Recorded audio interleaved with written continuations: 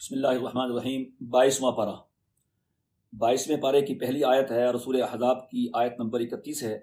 اس میں ازواج مطہرات کے بارے میں انہیں نیکی پر دوہرا اجر دیے جانے کی بشارت سنائی گئی ہے، چونکہ 21ویں پارے کی آخری آیت میں کہا گیا تھا کہ اگر ازواج مطہرات کوئی گناہ کرتی ہیں تو انہیں اس پر جو وبال ہے، عذاب ہے، وہ بھی دوہرا ہوگا۔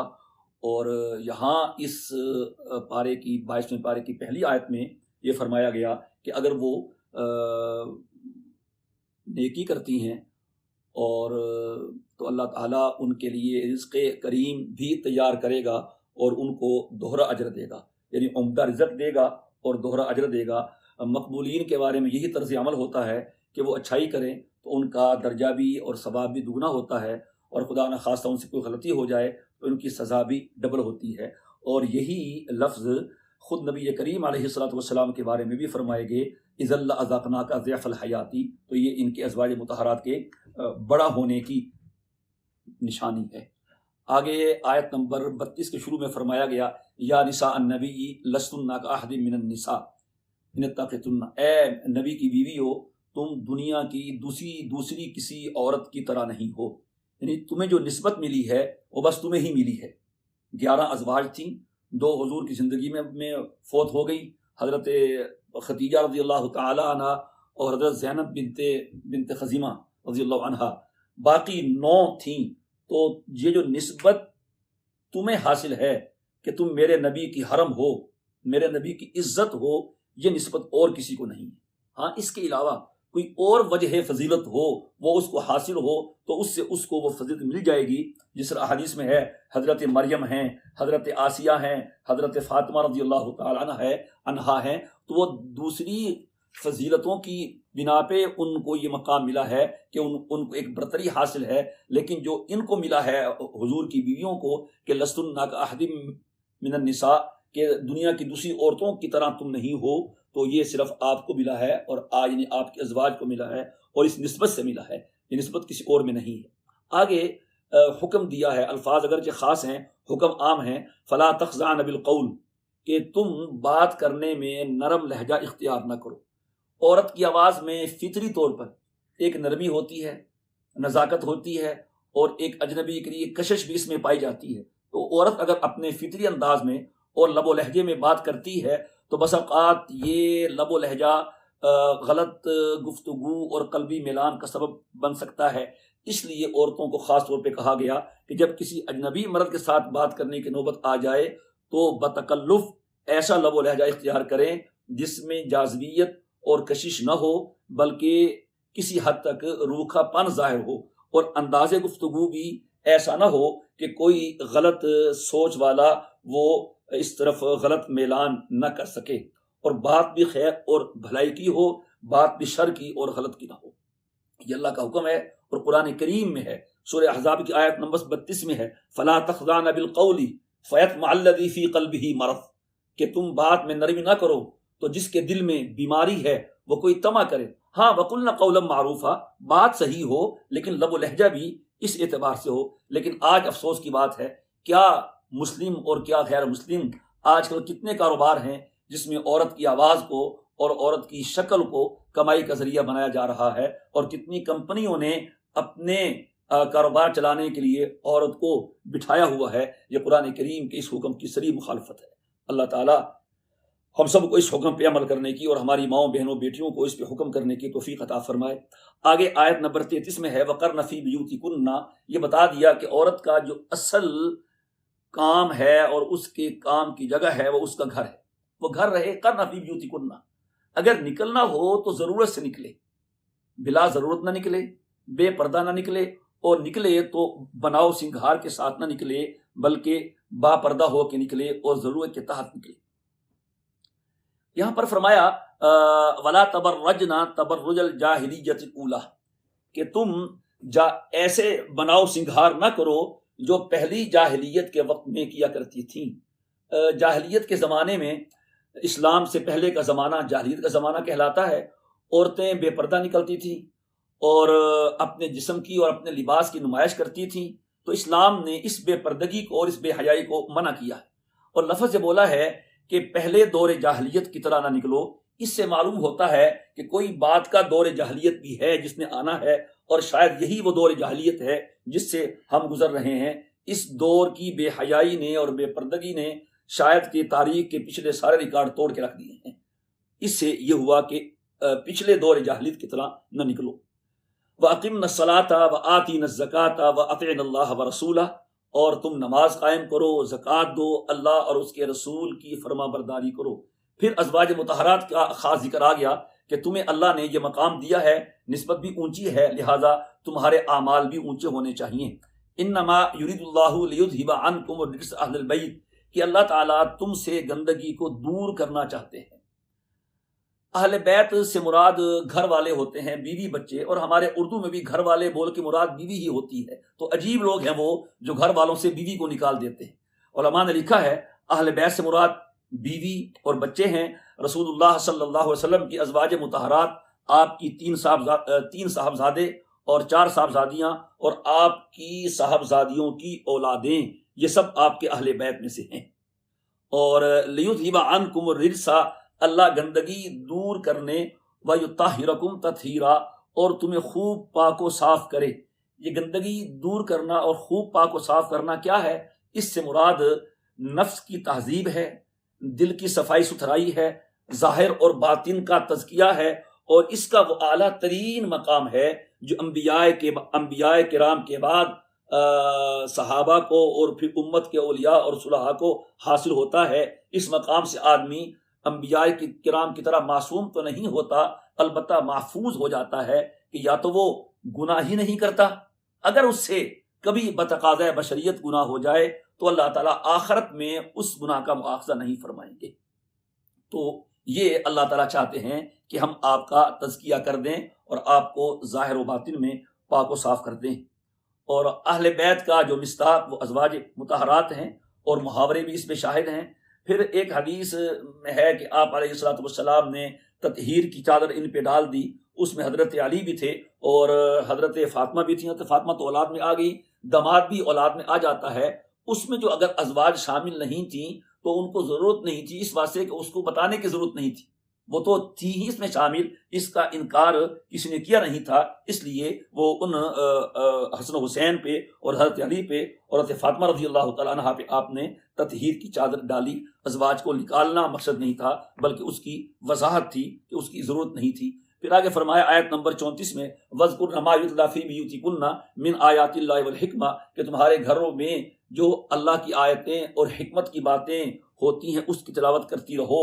اللہ کی آیات سے قرآن کریم مراد ہے، اور حکمت کی باتوں سے جناب نبی کریم صلی اللہ علیہ وسلم کی تعلیمات ہیں، آپ کی سنت ہیں اور آپ کی احادیث ہیں۔ تو معلوم ہوا اس آیت سے کہ جس طرح قرآن پہ عمل کرنے کا حکم ہے، اس طرح جناب نبی کریم صلی اللہ تعالی علیہ وسلم کی تعلیمات پہ عمل کرنے کا بھی حکم ہے، آپ کی حدیث اور آپ کی سنت پہ عمل کرنے کا بھی حکم ہے۔ اگلی آیت 35 ہے، اس میں مسلمان عورتوں کے مؤنث صیغے بول کے خطاب کیا گیا۔ بے شک مسلم مرد، مسلمان عورتیں، ایمان والے مرد، ایمان والی عورتیں، آگے ان کا صفات بیان کیا کہ مردوں کے ساتھ عورتوں کا بھی ذکر ہے۔ اس کے بارے میں 2 باتیں بیان کی جاتی ہیں۔ ایک تو یہ کہ قرآن کریم میں اکثر و بیشتر جو احکامات دیے ہیں وہ مذکر کے صیغے سے، عورتوں کا نام اس لیے نہیں لیا گیا کہ انہیں مستقل خطاب کرنے کی ضرورت نہیں سمجھی گئی، کیونکہ مذکر کے صیغے میں عورت بھی شامل ہو جاتی ہے۔ ہاں، جو خاص احکام خواتین کے لیے تھے وہ الگ ان کے لیے بیان کیے گئے۔ ازواج مطہرات میں سے کسی نے کہا کہ قرآن کریم میں سب مردوں کا ہی ذکر ہے، عورتوں کا ذکر نہیں ہے، تو یہ آیت نازل ہوئی، یہاں مردوں کے ساتھ عورتوں کا ذکر بھی کر دیا۔ یا بعض خواتین کے دل میں یہ بات آئی کہ جب ازواج مطہرات کا ذکر آ گیا پچھلی آیتوں میں کہ ان کا تو ذکر آ گیا، عام مسلمان عورتوں کو کہیں ذکر نہیں آیا، اس پر یہ آیت نازل ہوئی، اور اس میں ہر نیک عمل میں مرد اور عورتوں کا ذکر آیا، ذکر کرنے میں، روزے رکھنے میں، نماز پڑھنے میں، صدقہ کرنے میں وغیرہ وغیرہ، اور یہ بتا دیا کہ تم سب مطمئن رہو کہ اللہ کے ہاں نام سے کوئی فرق نہیں پڑتا، کسی کا نام لیا جائے یا نام نہ لیا جائے، اللہ کے ہاں سب کے عمل کی قدر ہے، خواہ کوئی مرد ہے خواہ کوئی عورت ہے، جو بھی عمل لائے گا اس کا عمل رائے گا نہیں جائے گا۔ یہ اس آیت میں اللہ تعالیٰ نے خاص طور پہ عورتوں کا نام لے کے فرمایا ہے۔ آگے آیت نمبر 36 میں حضرت زید بن حارثہ کا واقعہ بیان ہوا اور اس میں ایک اصول بیان کر دیا گیا۔ اصول یہ ہے کہ جب اللہ اور اس کا رسول کوئی فیصلہ کر دیں تو اللہ اور اس کے رسول کے فیصلے کے بعد کسی مسلمان مرد کو اور کسی مسلمان عورت کو کوئی اختیار باقی نہیں رہتا، بس وہ فیصلہ حرف آخر ہوتا ہے۔ اب یہ بھی حدیث، یہ بھی آیت حجیت حدیث کی دلیل ہے۔ جو لوگ کہتے ہیں کہ بس ہمیں صرف قرآن کریم پہ عمل کرنا ہے، یہاں تو فرمایا اذا قضى اللہ ورسولہ، اللہ فیصلہ کر دے یا اللہ کا نبی فیصلہ کر دے تو اس کے بعد کوئی اختیار باقی نہیں رہتا۔ اس کا ایک پس منظر بھی ہے، اور وہ یہ حضرت زید بن حارثہ رضی اللہ تعالیٰ عنہ کا واقعہ پیچھے بیان کیا گیا ہے سورت کے تعارف میں، اور اس کا اگلا حصہ یہ ہے کہ حضرت زید بن حارثہ کو بچپن میں کسی نے اغوا کیا اور مکہ میں آ کے غلام بنا کے بیچ دیا۔ حضرت خدیجہ رضی اللہ تعالی عنہا نے انہیں خریدا اور پھر انہوں نے حضور کو ہدیہ کر دیا، تحفہ کے طور پہ دے دیا۔ یہ حضور کے ساتھ رہتے تھے۔ جب حضرت زید کے رشتہ داروں کو پتہ چلا کہ اس طرح کہ ہمارا جو بچہ زید ہے وہ مکہ میں حضرت کے پاس ہے، تو پھر اس کے والد اور چچا اور بھائی وہ نبی کریم صلی اللہ علیہ وسلم کی خدمت میں آئے اور کہا جی زید آپ کے پاس ہیں، وہ ہمارا بیٹا ہے۔ بھائی نے کہا بھائی ہے، چچا نے کہا ہمارا بچہ ہے، تو آپ اس کی جتنی قیمت لینا چاہیں لے لیں، وہ بچہ ہمارا ہے، ہمیں ہمارا بچہ واپس کر دیں، زید ہمیں دے دیں۔ تو نبی کریم صلی اللہ علیہ وسلم نے فرمایا کوئی ایسی بات نہیں ہے، تم پیسے اپنے پاس رکھو، تم اس سے پوچھ لو، اگر وہ تمہارے ساتھ جانا چاہتا ہے تم اسے بغیر کسی معاوضے کے لے جاؤ، اور اگر وہ نہیں جانا چاہتا تو پھر تم اسے کیسے لے جاؤ گے؟ وہ بڑے خوش ہوئے کہ ظاہر ہے باپ نے کہا میرا بیٹا ہے، بھائی نے کہا میرا بھائی ہے، چچا نے کہا میرا عزیز ہے، میرے ساتھ آئے گا۔ تو انہوں نے جا کے اس سے پوچھا کہ بتاؤ بیٹا، تو اس نے کہا میں محمد صلی اللہ علیہ وسلم کو چھوڑ کر کہیں نہیں جا سکتا، آپ مجھے اولاد سے بڑھ کر عزیز رکھتے ہیں اور ماں باپ سے زیادہ محبت کرتے ہیں۔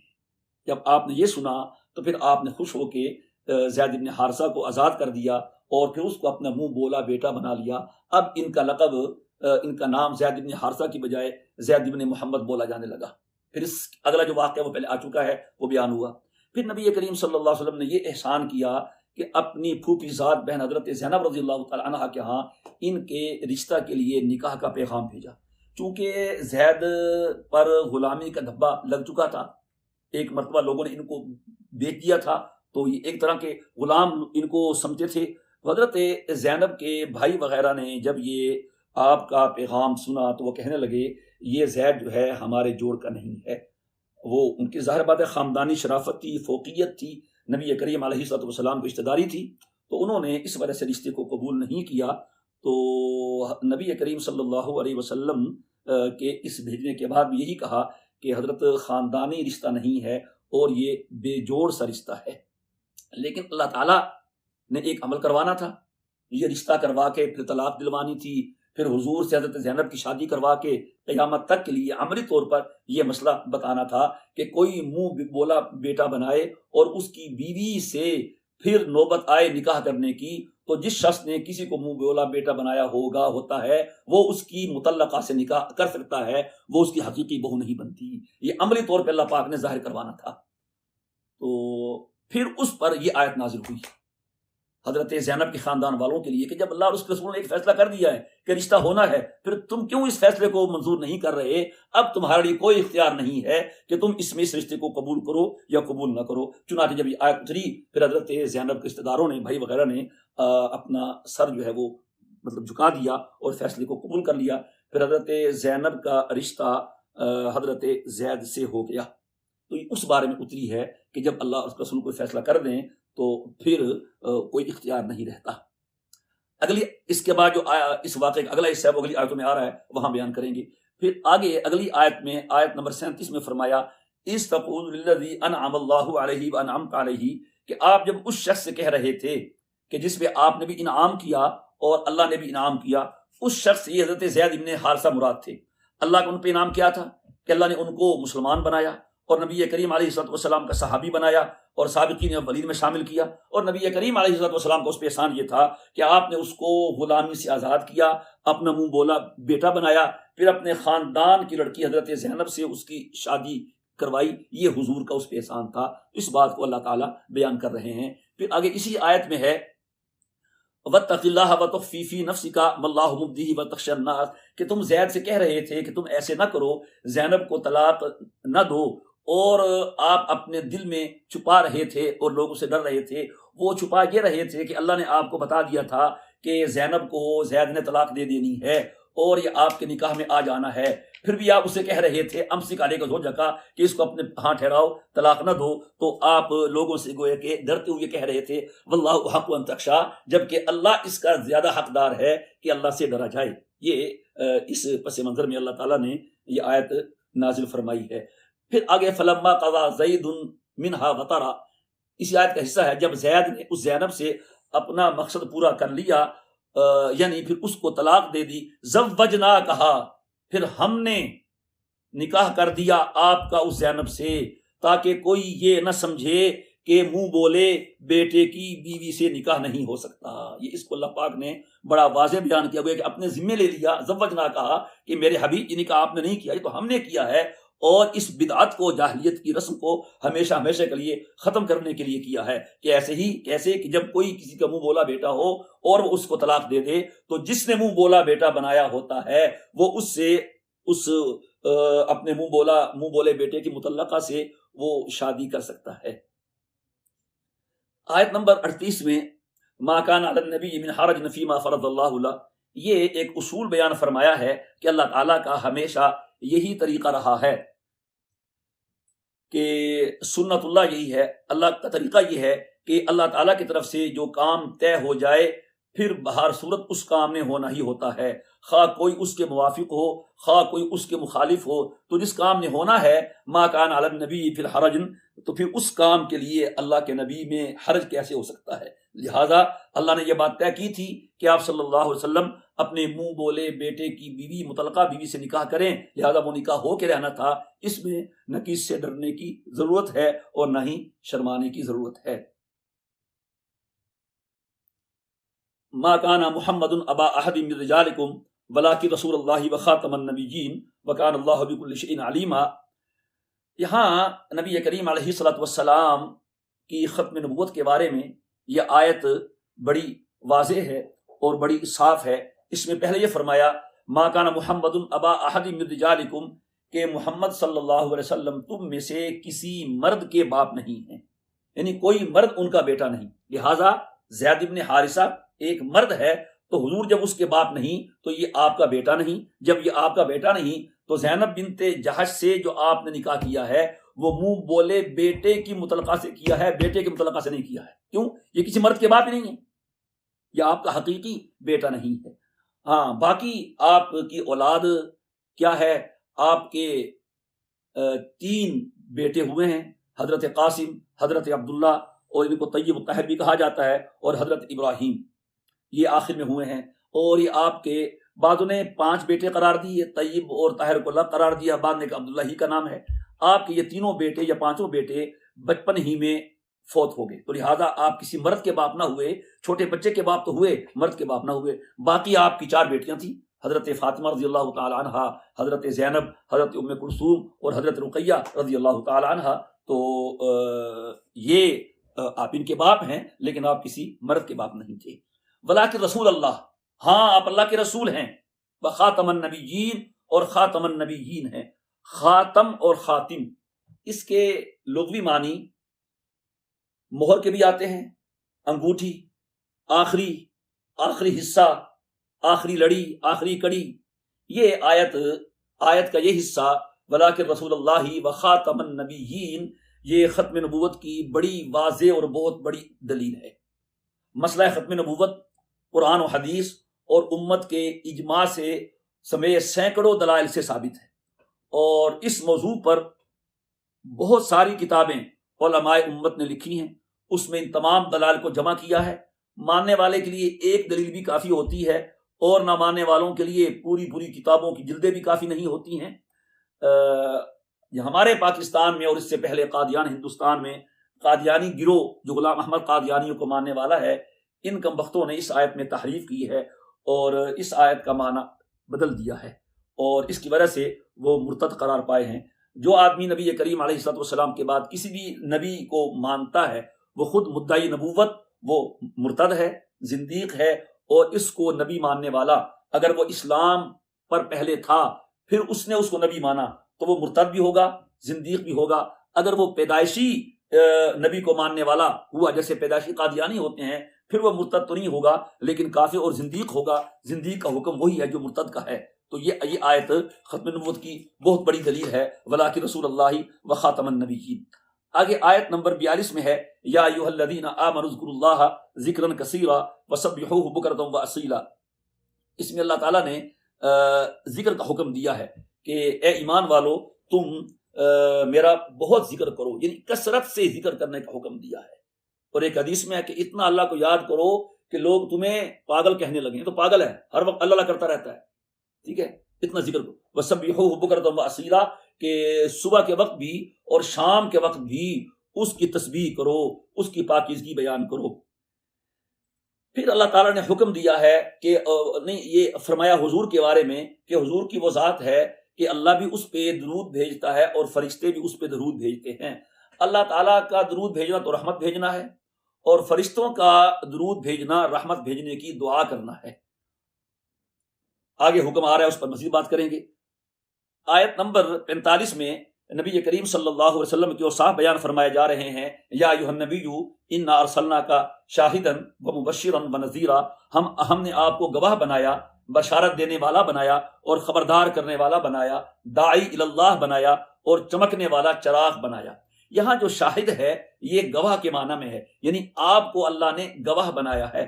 گواہ بنانے کا مطلب پہلے بھی آگے ہے سورہ بقرہ میں کہ آپ صلی اللہ علیہ وسلم قیامت کے دن اپنی امت کے حق میں گواہی دیں گے، تو آپ کی گواہی قبول کی جائے گی، اور یہ امت باقی امتوں کے حق میں گواہی دے گی، اور پھر نبی کریم صلی اللہ علیہ وسلم اپنی امت کے حق میں گواہی دیں گے۔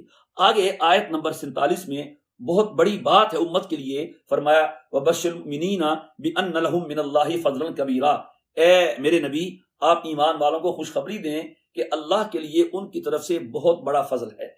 یہ فضل کبیرہ جو ہے یہ نبی کریم علیہ الصلوۃ والسلام کے بارے میں بھی ایک آیت میں فرمایا گیا، تو حضور کے صدقے میں اور آپ کی نسبت سے اور آپ کے طفیل اس امت کو یہ مقام ملا ہے۔ امت کو کہا جا رہا ہے کہ تمہارے لیے بہت بڑا مرتبہ ہے، یعنی حضور کی امت دوسری امتوں کے مقابلے میں بہت زیادہ برتری اور فضیلت کی حامل ہے، اور قیامت کے دن بھی ہوگی۔ آگے آیت نمبر 49 میں حکم بیان کیا گیا ہے، اے ایمان والو جب تم نکاح کرو ایمان والیوں سے پھر طلاق دے دو ان کو ہاتھ لگانے سے پہلے۔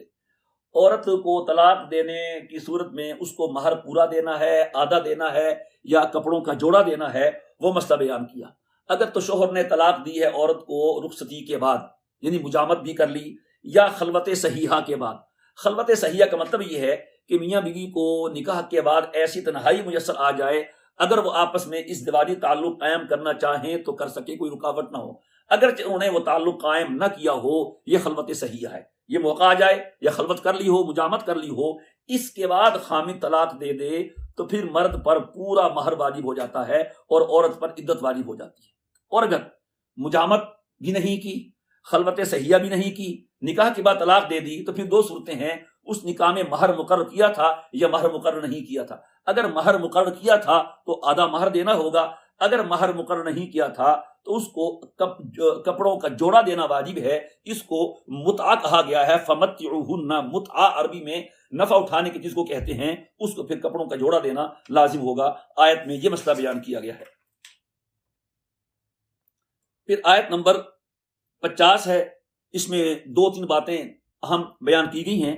نبی کریم علیہ الصلوۃ والسلام کو خطاب کر کے فرمایا گیا کہ اے میرے نبی، ہم نے آپ کے لیے وہ بیویاں حلال کی ہوئی ہیں جن کا آپ نے مہر دے دیا ہے، اور وہ باندیاں جو آپ جن کے مالک ہیں، جو اللہ نے ایک فے کے طور پر آپ کو عطا کی تھی، اور آپ رشتہ داروں میں سے آپ کے چچا کی بیٹیاں، پھوپھی کی بیٹیاں، خالہ کی بیٹیاں اور آپ کے ماموں کی بیٹیاں جنہوں نے آپ کے ساتھ ہجرت کی ہے، اور کوئی ایمان والی عورت جو بغیر مہر کے آپ کو نکاح کی پیشکش کرے تو وہ بھی ہم نے آپ کے لیے حلال قرار دی ہیں۔ یہ مسئلہ کہ بغیر مہر کے عورت حلال ہو جائے، یہ صرف خاص آپ کا حکم ہے، کسی اور کے لیے یہ حکم نہیں ہے۔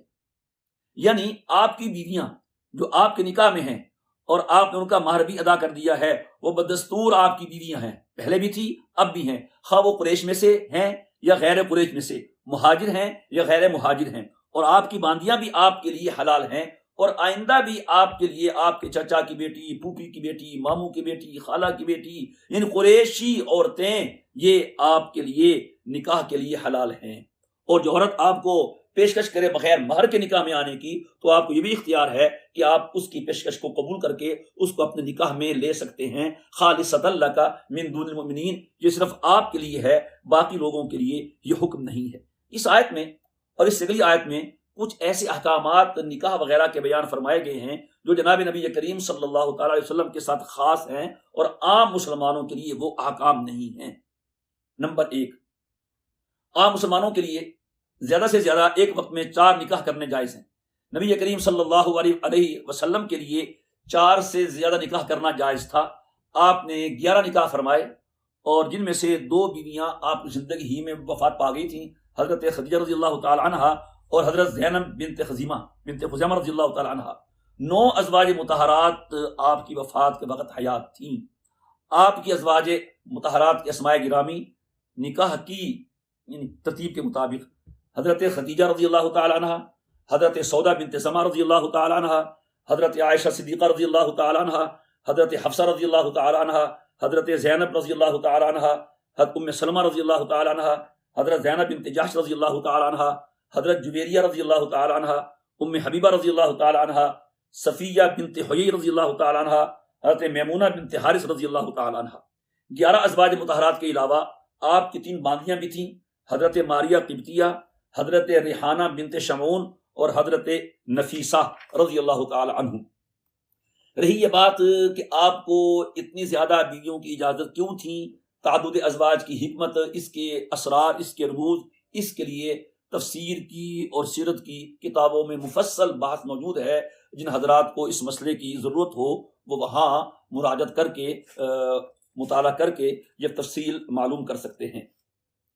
نمبر 2، آپ کی وفات کے بعد جس طرح آپ صلی اللہ علیہ وسلم کی ازواج مطہرات سے کسی کا نکاح جائز نہیں، یہ بھی ایک مسئلہ ہے کہ اور کوئی شخص فوت ہو جائے تو عدت کے بعد اس کا نکاح جائز ہوتا ہے۔ نبی کریم علیہ الصلوۃ والسلام کی وفات کے بعد عدت گزرنے کے باوجود بھی آپ کی زوجہ محترمہ سے کسی کا نکاح جائز نہیں ہے۔ نمبر 3، اسی طرح جو آپ کی باندی ہے، آپ کی باندی بھی حضور کی وفات کے بعد کسی کے لیے حلال نہیں ہے۔ نمبر 4، عام مسلمانوں کے لیے اہل کتاب کی عورتوں سے نکاح کرنا جائز ہے، یہودی عورت ہو، نصرانی ہو، نکاح جائز ہے، لیکن نبی کریم صلی اللہ علیہ وسلم کے لیے اہل کتاب سے نکاح جائز نہیں، آپ یہودی اور نصرانی عورت سے نکاح جائز نہیں تھا۔ نمبر 5، عام مسلمانوں کے لیے ان عورتوں سے جنہوں نے مکہ مکرمہ سے مدینہ منورہ ہجرت نہیں کی تھی نکاح کرنا جائز تھا، لیکن نبی کریم صلی اللہ علیہ وسلم کے لیے ایسی عورتوں سے نکاح کرنا جائز نہیں تھا۔ نمبر 6، عام مسلمانوں کے لیے مہر کے بغیر نکاح کرنا جائز نہیں، کوئی مہر کے بغیر نکاح کر بھی لے تو بھی مہر واجب ہو جائے گا، وہ دینا پڑے گا۔ نبی کریم صلی اللہ علیہ وسلم کی یہ خصوصیت ہے، اگر کوئی عورت مہر کے بغیر اپنے آپ کو آپ کے لیے نکاح میں آنے کے لیے پیشکش کرے تو آپ اس کی پیشکش کو قبول کر کے بغیر مہر کے بھی اس سے نکاح کر سکتے ہیں، لیکن نبی کریم صلی اللہ علیہ وسلم نے اس اسپیشل اور خاص حکم پہ عمل نہیں فرمایا، اور آپ نے کبھی بھی کسی عورت سے بغیر مہر کے نکاح نہیں کیا۔ نمبر 7، عام اور مسلمانوں کے لیے حکم ہے اگر ان کی ایک سے زائد بیوی ہو تو 2، 3، 4 بیویوں کے درمیان برابری کرنا، عدل اور مساوات کرنا یہ واجب ہے۔ نبی کریم صلی اللہ علیہ وسلم کے لیے اپنی بیویوں کے درمیان برابری کرنا واجب نہیں تھا، لیکن آپ ہمیشہ ان کی دلجوئی کی خاطر ان میں برابری کا معاملہ فرماتے تھے۔ یہ کچھ احکام ہیں جو آیت میں بیان کیے گئے ہیں۔ اس کے بعد آیت نمبر 52 میں فرمایا گیا ہے کہ لا یحل لک النساء من بعد ولا ان تبدل بهن من ازواج، کہ اب آپ کے بعد کسی عورت سے نکاح کرنا حلال نہیں، اور نہ یہ حلال ہے کہ آپ موجودہ ازواج میں سے کسی بیوی کو طلاق دے کر اس کے بدلے میں کسی اور سے نکاح کر لیں، کیونکہ ازواج مطہرات نے بھی اپنے اختیار کو آپ کے حق میں استعمال کیا اور آپ کو نہیں چھوڑا، دنیا کے ساتھ سامان کو چھوڑ دیا، اب آپ بھی ان کو نہیں چھوڑ سکتے اور کسی بیوی کو طلاق آپ نہیں دے سکتے۔ چنانچہ 9 بیویاں اس وقت تھیں جب یہ آیت اتری، اور آپ کی وفات تک یہ 9 کی 9 بیویاں آپ کے نکاح میں رہی ہیں۔ آیت ایک مطلب تو یہی ہے کہ اب آپ نے جتنے نکاح کرنے تھے وہ کر لیے، اور نکاح آپ نہیں کر سکتے۔ لیکن ایک دوسرا مطلب بھی آیت کا یہ کیا گیا ہے، وہ یہ ہے کہ ہم نے آپ کے لیے جو نکاح جائز قرار دیا ہے، آپ ان عورتوں سے نکاح کر سکتے ہیں، ان کے علاوہ دوسری عورتوں سے نکاح نہیں کر سکتے۔ مثلا ہم نے کہا تھا وہ جو آپ کے لیے حلال ہیں، اس کے علاوہ آپ کے خاندان کی عورتیں جو غیر مہاجرات ہیں اور قریشی ہیں، ان سے کر سکتے ہیں۔ اہل کتاب سے نکاح آپ کا جائز نہیں ہے، تو ان سے نہیں، اس کے علاوہ جو باقی عورتیں ہیں آپ ان سے نکاح کر سکتے ہیں۔ یہ تو جائز نہیں کہ آپ کسی بیوی کو طلاق دے کے اس کے بدلے میں کسی کو بدل لے، لیکن یہ ہے کہ موجودہ بیویوں کے علاوہ اور نکاح کرنا چاہیں تو آپ اس سے نکاح کر لیں، یہ آپ کے لیے جائز ہے۔ دو تفسیریں آیت کی گئی ہیں، پہلے کے مطابق کہ آپ کے لیے اور نکاح جائز ہی نہیں ہے، اور دوسری کے مطابق کہ آپ تبادلہ نہیں کر سکتے کہ 9 قرض پورا کریں اور ایک کو چھوڑ کے کسی نئی کو لے آئیں، یہ کرنا صحیح نہیں ہے۔ اگر آپ کوئی اور نکاح بھی کرنا چاہیں تو آپ کے لیے جائز ہے، آپ وہ کر سکتے ہیں۔ مفسرین نے اس کی دونوں تشریح کی ہیں۔ پھر آیت نمبر 53 ہے، اس میں کئی سارے احکامات دیے گئے۔ اس میں حضرت زینب بنت جحش رضی اللہ تعالی عنہا کا جب حضور سے نکاح ہوا تو ولیمہ کیا آپ نے، اور اس نکاح کی نسبت بھی اللہ تعالیٰ نے اپنی طرف کی، اور آگے بھی احکامات آ رہے ہیں اس کی نسبت بھی اپنی طرف کی۔ اگرچہ یہ احکامات خاص نبی کریم علیہ الصلوۃ والسلام کو خطاب کر کے بیان فرمائے گئے ہیں، لیکن یہ احکامات عام ہیں، سب کے لیے ہیں، تخصیص نہیں ہے۔ تو اس سے یہ احکامات ثابت ہوتے ہیں۔ نمبر 1، کسی کے گھر میں بلا اجازت داخل ہونا منع ہے۔ نمبر 2، کسی کھانے وغیرہ میں اگر دعوت نہ دی گئی ہو تو بغیر دعوت شرکت منع ہے، یہ آیت سے ثابت ہے۔ نمبر 3، جب کسی نے کھانے کے لیے بلایا ہو تو جو کھانے کا وقت دیا ہو تو وقت پہ جانا چاہیے، وقت سے بہت پہلے جانا بھی درست نہیں ہے۔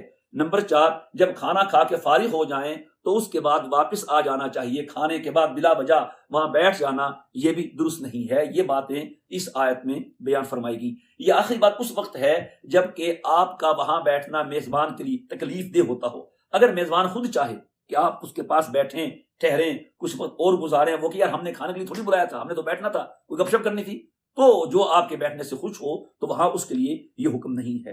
ہوا یہ تھا کہ حضرت زینب رضی اللہ عنہ کے ولیمے پہ کچھ لوگ تو جلدی آ گئے کھانے کے وقت سے کافی پہلے، اور کچھ لوگ کھانا کھانے کے بعد وہاں بیٹھ گئے، باتیں کرنے لگے۔ ان کے لیے اور کیا چاہیے؟ حضور کی دعوت ہو، وہاں بیٹھے ہوں۔ اب نبی کریم صلی اللہ علیہ وسلم کو آرام کرنا تھا، اب آپ کے لیے آرام کے لیے اور جگہ نہیں تھی، آپ کبھی داخل ہو رہے ہیں، کبھی باہر آ رہے ہیں، کبھی جا رہے ہیں، لیکن آپ اس سے شرما رہے تھے کہ آپ ان سے کہے کہ تم چلے جاؤ۔ اللہ پاک نے فرمایا ان ذالکم کان یؤذی النبی فیستحیی منکم، کہ یہ بات نبی کو ایذا دے رہی تھی، اس نے تو آپ سے شرم کیا۔ واللہ لا یستحی من الحق، اللہ کو حق بات کہنے سے شرم نہیں آتی۔ اذا سألتمون فإذا طعمتم فانتشروا، جب تم کھانا کھا لو تو کھانا کھانے کے بعد چلے جایا کرو۔ یہ چھوٹے چھوٹے احکام یہ اللہ تبارک و تعالیٰ نے بیان فرمائے ہیں۔ پھر سورت کی آیت نمبر 53 ہے، اس میں ازواج مطہرات کو جو حکم دیا گیا وَإِذَا سَأَلْتُمُوهُنَّ مَتَاعًا فَاسْأَلُوهُنَّ مِن وَرَاءِ حِجَاب، کہ جب تم نے کسی سے کوئی چیز لینی ہو، کوئی بات کرنی ہو تو لوگوں کے سامنے نہ آیا کرو، بلکہ پردے کے پیچھے ان سے بات چیت کیا کرو۔ تو یہ حکم بھی تمام امت کی عورتوں کے لیے ہے۔ آیت نمبر 55 میں جیسے کہ پہلے بھی آیا تھا کہ ان لوگوں کا ذکر ہے جن سے پردے کا حکم نہیں ہے۔ حاصل یہ ہے کہ ان سے پردے کا حکم غیر محرم کے بارے میں ہے، محرم سے پردہ نہیں ہے۔ اسی طرح باندیاں ہیں اور جو گھر کی عورتیں ہیں، محرم سے وہ پردہ نہیں ہے، اس کو یہاں پہ بیان کیا ہے، اور پہلے بھی یہ حکم آ گیا ہے پچھلی صورتوں میں۔ پھر آیت نمبر 56 ہے، ان اللہ و ملائکتہ یصلون علی النبی یا ایھا الذین آمنوا صلوا علیہ وسلموا تسلیما، کہ اللہ تعالیٰ اور اس کے فرشتے نبی پہ درود بھیجتے ہیں، اے ایمان والو تم بھی نبی پہ درود بھی بھیجو اور نبی پہ سلام بھی بھیجو۔ سلام صلات کے مختلف معنی آتے ہیں، مثلا اس کا معنی دعا بھی ہے، اس کا معنی رحمت بھی ہے، برکت بھی ہے، تسبیح بھی ہے، تعریف بھی ہے، کہ اللہ تعالیٰ اپنے نبی پر صلات بھیجتا ہے۔ اس کا مطلب اللہ تعالیٰ کے درود بھیجنے کا مطلب یہ ہے کہ اللہ تعالیٰ اپنے نبی پہ رحمت بھیجتا ہے اور آپ کے کاموں میں برکت عطا فرماتا ہے۔ اللہ تعالیٰ آپ کی تعریف و توصیف کرتا ہے۔ فرشتوں کا درود یہ ہے کہ فرشتے اللہ تعالیٰ کے حق میں، آپ صلی اللہ علیہ وسلم کے حق میں اللہ تعالیٰ سے دعا کرتے ہیں کہ حضور کے درجے اور بلند ہوں، ہر قسم کے خیر و برکت حضور کو حاصل ہو، اور ایمان والوں کے درود پڑھنے کا مطلب یہ ہے کہ وہ حضور کے لیے رحمت کی سلامتی کی دعا پڑھتے ہیں، یعنی درود پڑھتے ہیں، یعنی آپ کے لیے رحمت اور سلامتی کی اور خیر و برکت کی دعا کرتے ہیں۔ صحیح بخاری وغیرہ میں ہے کہ جب یہ آیت اتری تو صحابہ نے کہا یا رسول اللہ صلی اللہ علیہ وسلم، سلام کا طریقہ تو ہمیں معلوم ہے، جیسے کہ نماز میں تھا پہلے السلام علیکم ایھا النبی ورحمۃ اللہ وبرکاتہ، تو یہاں پر ہے وصلو، تو صلاۃ کیا ہے، درود کیا ہے وہ سکھا دیجئے۔ تو نبی کریم صلی اللہ علیہ وسلم نے ان کو درود ابراہیمی پڑھ کے بتایا کہ تم کہو اللہم صلی علی محمد وعلی آل محمد کما صلیت علی ابراہیم وعلی آل ابراہیم انک حمید مجید، اللہم بارک علی محمد وعلی آل محمد کما بارکت علی ابراہیم وعلی آل ابراہیم انک حمید مجید۔ تو یہ ہے صلاۃ۔ تو لہٰذا یہاں پر حکم ہے صلو علیہ وسلموا، تو لہٰذا زندگی میں ایک مرتبہ آپ پر درود پڑھنا بھی فرض ہے اور سلام پڑھنا بھی فرض ہے، اور جس مجلس میں بار بار آپ کا ذکر پاک آ رہا ہو تو وہاں ایک مرتبہ درود پڑھنا واجب ہوگا اور ہر مرتبہ پڑھنا مستحب ہوگا۔ اور بہتر تو یہ ہے کہ درود اور سلام دونوں پڑھے جائیں، جس طرح کہ ذکر ہے صلو وسلموا، اگر کوئی ایک بھی پڑھ لے تو بھی جائز ہے، لیکن بعضوں نے کہا ہے کسی ایک پہ اکتفا کرنا یہ مکروہ ہے، یا بعضوں نے کہا ہے خلاف اولا ہے، بہتر نہیں ہے۔ یہ دیکھیں اللہ تعالیٰ کی رحمت ہے کہ اللہ تعالیٰ نے تو اپنے نبی پہ رحمت بھیجنی ہی بھیجنی ہے۔ حضور کی ذات اللہ تعالیٰ کی رحمت کا مستقل مستقر ہے، محل ہے، مورد ہے، تو اللہ کی ہم پہ رحمت ہے کہ اللہ نے ہمیں بھی شریک رحمت کر لیا کہ میں تو بھیج رہا ہوں تم بھی بھیجو، اور پھر ساتھ یہ بھی فرما دیا حدیث میں کہ جو آدمی ایک مرتبہ درود بھیجتا ہے تو اللہ تعالیٰ اس کے بدلے اس پر 10 رحمتیں نازل کرتا ہے۔ تو یہ حکم ہمارے لیے بہت ہی خیر و برکت کا حکم ہے، اور اس میں ہمارے لیے بہت فوائد ہیں۔ اس سے اگلی آیت نمبر 57 میں فرمایا گیا کہ جو لوگ اللہ اور اس کے رسول کو ایذا پہنچاتے ہیں دنیا آخرت میں ان پر پھٹکار ہے، لعنت ہے، اور ان کے لیے ایک دردناک اہانت کرنے والا ان کے لیے عذاب تیار ہے۔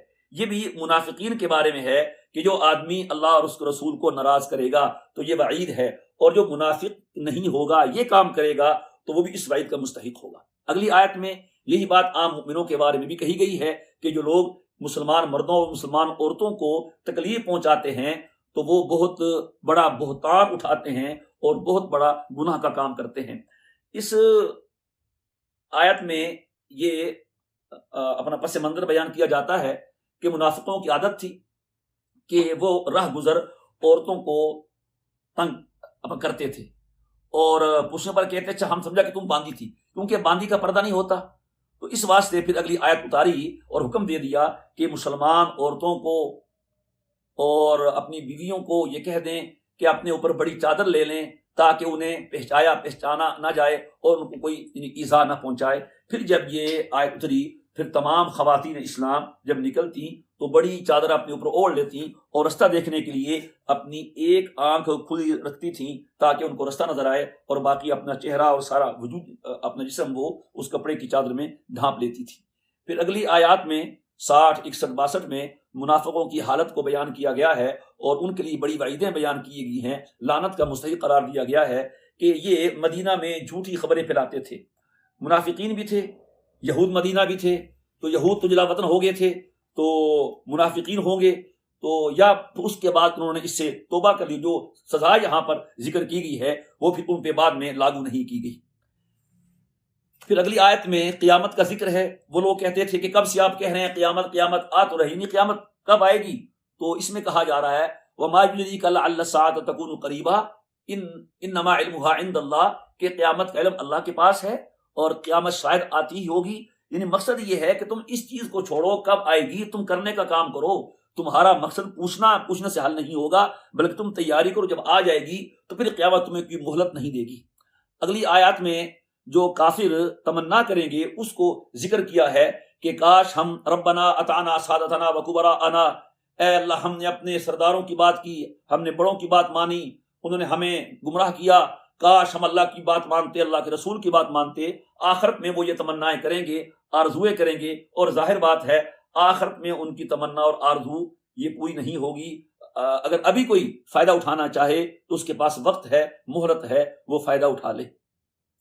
آگے سورت کا آخری رکوع شروع ہو رہا ہے، آیت نمبر 69 ہے، یا ایھا الذین آمنوا لا تکونوا کالذین آذوا موسیٰ۔ یہ کہا جا رہا ہے کہ اے ایمان، یہ ایسا ہوا نہیں ہے، ویسے حکم دیا جا رہا ہے کہ تم ایسا کوئی کام نہ کرو جس سے ہمارے نبی کو تکلیف پہنچے.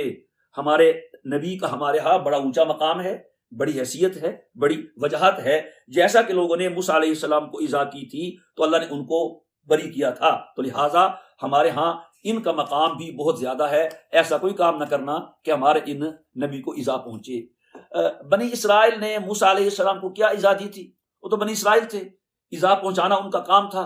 تو بہت سی روایات نقل کی جاتی ہیں کہ انہوں نے حضرت موسیٰ علیہ السلام پر الزام لگائے. اللہ تعالیٰ نے موسیٰ علیہ السلام کا ہر الزام دھو دیا اور ان کو بری فرما دیا. ایک تو یہ ہے جب حضرت ہارون علیہ السلام فوت ہوئے تو ان لوگوں نے کہا، بنی اسرائیل نے، کہ حضرت موسیٰ نے جنگل میں لے جا کے بھائی کو خود قتل کر دیا. اللہ تعالیٰ نے ایک خاص طریقے سے موسیٰ علیہ السلام کی برات ظاہر کی. پھر نمبر 2 پہ قارون نے ایک عورت کے ذریعے موسیٰ علیہ السلام پہ بدکاری کی تہمت لگائی. اللہ تعالیٰ نے قارون کو تو غرق کیا زمین میں، اور پھر اس عورت کے زبانی موسیٰ علیہ السلام کی برات ظاہر فرمائی. اور تیسری روایت تو بخاری شریف میں بھی ہے، وہ عجیب سی بات ہے. حضرت موسیٰ علیہ السلام بہت شرم و حیا والے تھے. ہر نبی میں یہ بات ہوتی ہے، اپنا غسل کرنا ہوتا، استنجا کرنا ہوتا تو چھپ کے کرتے، اور وہ لوگ کھلے عام سب کرتے تھے. جب موسیٰ علیہ السلام کو اس طرح پردہ کرتے ہوئے دیکھتے تو کہتے لا محالہ ان میں کوئی عیب ہے، ان کے جسم پہ کوئی عیب ہے جس کی وجہ سے یہ جسم ہم سے چھپاتے ہیں. تو اللہ تعالیٰ کو یہ کہاں گوارا تھا کہ میرے نبی وہ جسمانی طور پر بھی پاک و صاف ہوتے ہیں، روحانی طور پر بھی پاک و صاف ہوتے ہیں، نسبی اور خاندانی طور پر بھی پاک و صاف ہوتے ہیں، تاکہ اگر قوم کے دل میں میرے نبی کا عیب دار ہونا ثابت ہو جائے تو کہیں وہ حق قبول ہونے میں رکاوٹ نہ ہو. تو اللہ پاک نے اس عیب کو دور کرنے کا طریقہ بڑا عجیب بنایا. ایک مرتبہ حضرت موسیٰ علیہ السلام نے نہانے کے لیے ایک پتھر پہ کپڑے رکھے اور خلوت کی جگہ جا کے غسل کرنے لگے. جب غسل کرنے سے فارغ ہوئے تو وہ پتھر کپڑے لے کے چل پڑا. اب موسیٰ علیہ السلام پیچھے پیچھے ہیں، وہ پتھر آگے آگے ہیں، کہہ رہے ہیں صوبی یا حجر صوبی، او پتھرا میرے کپڑے میرے کپڑے. وہ پتھر جا کے قوم کے بیچ میں کھڑا ہو گیا. تو موسیٰ علیہ السلام سب نے دیکھ لیا کہ ان کا جسم تو بالکل صحیح سالم ہے اور کسی قسم کا عیب نہیں ہے. فبرأہ اللہ مما قالوا، اللہ پاک نے جو ان لوگوں نے الزام لگایا تھا اس سے موسیٰ علیہ السلام کو بری کر دیا. آیت نمبر 76 میں اللہ پاک نے امانت کا ذکر کیا. بڑی اہم چیز ہے. اللہ تعالیٰ ایمان اور ہدایت اور اپنی معرفت و محبت اپنی مخلوق میں سے کسی ایک مخلوق کو دینا چاہتا تھا، پھر اس کے نتیجے میں وہ مخلوق فرما برداری کرتی، اس امانت کا حق ادا کرتی، تو اللہ تعالیٰ پھر اس کو ہمیشہ ہمیشہ کی جنتوں میں داخل کرنا چاہتا تھا. اور اگر وہ مخلوق اس امانت میں کوتاہی کرتی امانت لینے کے بعد، پھر اللہ اس کو ہمیشہ جہنم کے عذاب میں ڈالنا چاہتا تھا. اور اگر مخلوق امانت نہ لیتی تو پھر اس پر نہ تو جنت ہوتی نہ جہنم ہوتی، وہ جنت میں بھی نہ جاتی جہنم میں بھی نہ جاتی. تو اللہ پاک نے جس بھی مخلوق پہ اس امانت کو، امانت ایمان و ہدایت کو، امانت اپنی معرفت و محبت کو پیش کیا، فَأَبَيْنَ أَن يَحْمِلْنَهَا وَأَشْفَقْنَ مِنْهَا، ہر مخلوق ڈر گئی کہ اے اللہ ہم نہیں چاہتے، اگر ہمیں جنت نہ ملے تو جہنم سے بھی ہم ڈرتے ہیں. کسی نے قبول نہیں کیا، کیونکہ اگر ہم اللہ تعالیٰ کا حکم بجا نہ لا سکے پھر ہم ہمیشہ جہنم کے عذاب میں جلیں گے. لیکن وَأَشْفَقْنَ مِنْهَا وَحَمَلَهَا الْإِنسَانُ، حضرت انسان نے اس امانت کو لے لیا. اِنَّهُ كَانَ ظَلُومًا جَهُولًا، اللہ تعالیٰ فرما رہے ہیں حقیقت یہ ہے کہ یہ نادان ہے اور حد سے بڑھا ہوا ہے. لیکن اس امانت کے لینے سے پھر یہ ہوا کہ اس کو اللہ کی معرفت حاصل ہو گئی. اب اگر یہ اس امانت کا حق ادا کرتا ہے اور پورا اترتا ہے تو پھر باقی مخلوق تو ختم ہو جائے گی، یہ اس کے انعام کے طور پر ہمیشہ کی جنات کا اور جنات کی نعمتوں کا مستحق ہوگا. اور اگر یہ اس امانت لے لینے کے بعد پھر پورا نہیں اترتا اور اس میں ناانصافی کرتا ہے تو پھر یہ جہنم میں جائے گا اور ہمیشہ وہاں رہے گا. دوسری مخلوق جس نے امانت لینے سے معذرت کی تھی، اب اس کے لیے نہ جنت ہے نہ جہنم. انسان جو ہے اس نے اتنا بڑا فیصلہ کر، اتنا بڑا رسک لے لیا کہ جہنم میں بھی جانے کا خطرہ موجود ہے اور جنت میں جانے کا بھی امکان موجود ہے. اس بات پہ اللہ پاک نے فرمایا کہ یہ نادان ہے اور حد سے تجاوز کرنے والا ہے. پھر اگلی آیت میں اللہ تعالیٰ نے انجام بیان کیا ہے ان لوگوں کا جو اس امانت کو پورا نہیں کرتے اور امانت میں خیانت کرتے ہیں. وہ منافق ہیں، وہ مشرک ہیں، وہ کافر ہیں. پھر اللہ ان کو عذاب دے گا. اور جو ایمان لانے والے مرد اور مومن ہیں جنہوں نے اس امانت کا حق ادا کیا ہوگا، اللہ تعالیٰ ان کو جنت الفردوس عطا کرے گا. سورہ سبا مکی ہے اس کی آیتیں 54 ہیں اور رکوع 6 ہیں۔ سورت کی آیت نمبر 15 سے 19 تک قوم سبا کا ذکر ہوا ہے، اس بنا پر اس سورت کا نام سورہ سبا ہے۔ مکی سورت ہے، اس لیے اس کے مضامین میں توحید، رسالت، آخرت کو بڑی اہمیت دی گئی ہے اور دلائل بھی پیش کیے گئے ہیں۔ مشرکین کے اعتراضات تھے، ان کا مذاق، تمسخر اور بیہودہ الزامات، ان کا جواب بھی دیا گیا ہے۔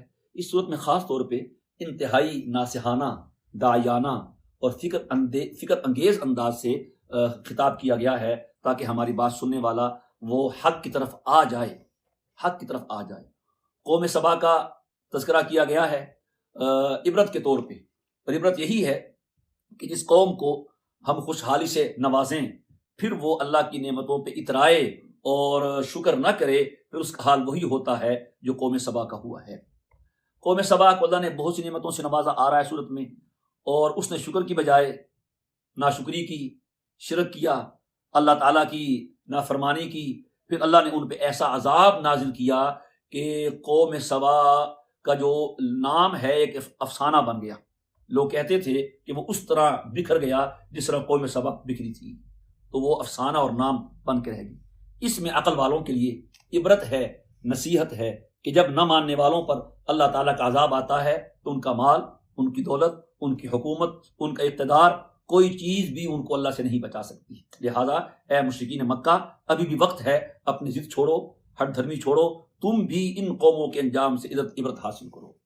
پھر صورت میں حضرت داؤد علیہ السلام، حضرت سلیمان علیہ السلام کا بھی ذکر فرمایا گیا، جنہیں اللہ تبارک و تعالیٰ نے نبوت کے ساتھ سلطنت اور حکومت بھی عطا کی تھی، اور بتایا گیا کہ یہ میرے بندے یہ اتنا کچھ ملنے کے باوجود بھی کسی غرور، تکبر، بڑائی میں مبتلا نہیں ہوئے، بلکہ یہ میرے شکر گزار بندے ہی بنے رہے اور لوگوں کو میری توحید کی طرف اور میری اطاعت کی طرف ہی بلاتے رہے۔ انہوں نے اپنے اقتدار کو، اپنے اختیار کو میری خوشنودی میں استعمال کیا اور لوگوں کو میرے ساتھ ملانے میں استعمال کیا، لہٰذا آخرت کے اعلیٰ ترین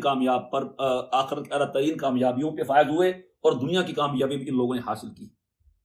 پھر سورت کے خلاصے کے طور پر اللہ تعالیٰ نے ہر عقل والے کو دعوت دی ہے کہ وہ عبرت حاصل کرے قوم سبا کے انجام سے، اور اگر اس کے پاس مال ہے، عہدہ ہے، کوئی طاقت ہے، اس پہ گھمنڈ نہ کرے، تکبر نہ کرے، بلکہ عاجزی کا، شکر کا، اطاعت کا رستہ اختیار کرے، جس طرح کہ حضرت سلیمان علیہ السلام اور حضرت داؤد علیہ السلام نے اختیار کیا تھا اور وہ کامیاب ہوئے تھے، اور قوم سبا نے جو رستہ اختیار کیا وہ ناکام ہوئی تھی۔ بسم اللہ الرحمن الرحیم، الحمد للہ الذی لہ ما فی السماوات وما فی الارض ولہ الحمد فی الآخرہ وہو الحکیم الخبیر۔ تمام تعریفیں اللہ کے لیے ہیں، جو کچھ آسمانوں میں ہے اور جو کچھ زمین میں ہے سب اسی کی ملکیت ہے، اور آخرت کی تمام تعریفیں بھی اسی کے لیے ہیں، وہ بڑی حکمت والا، ہر چیز سے باخبر ہے۔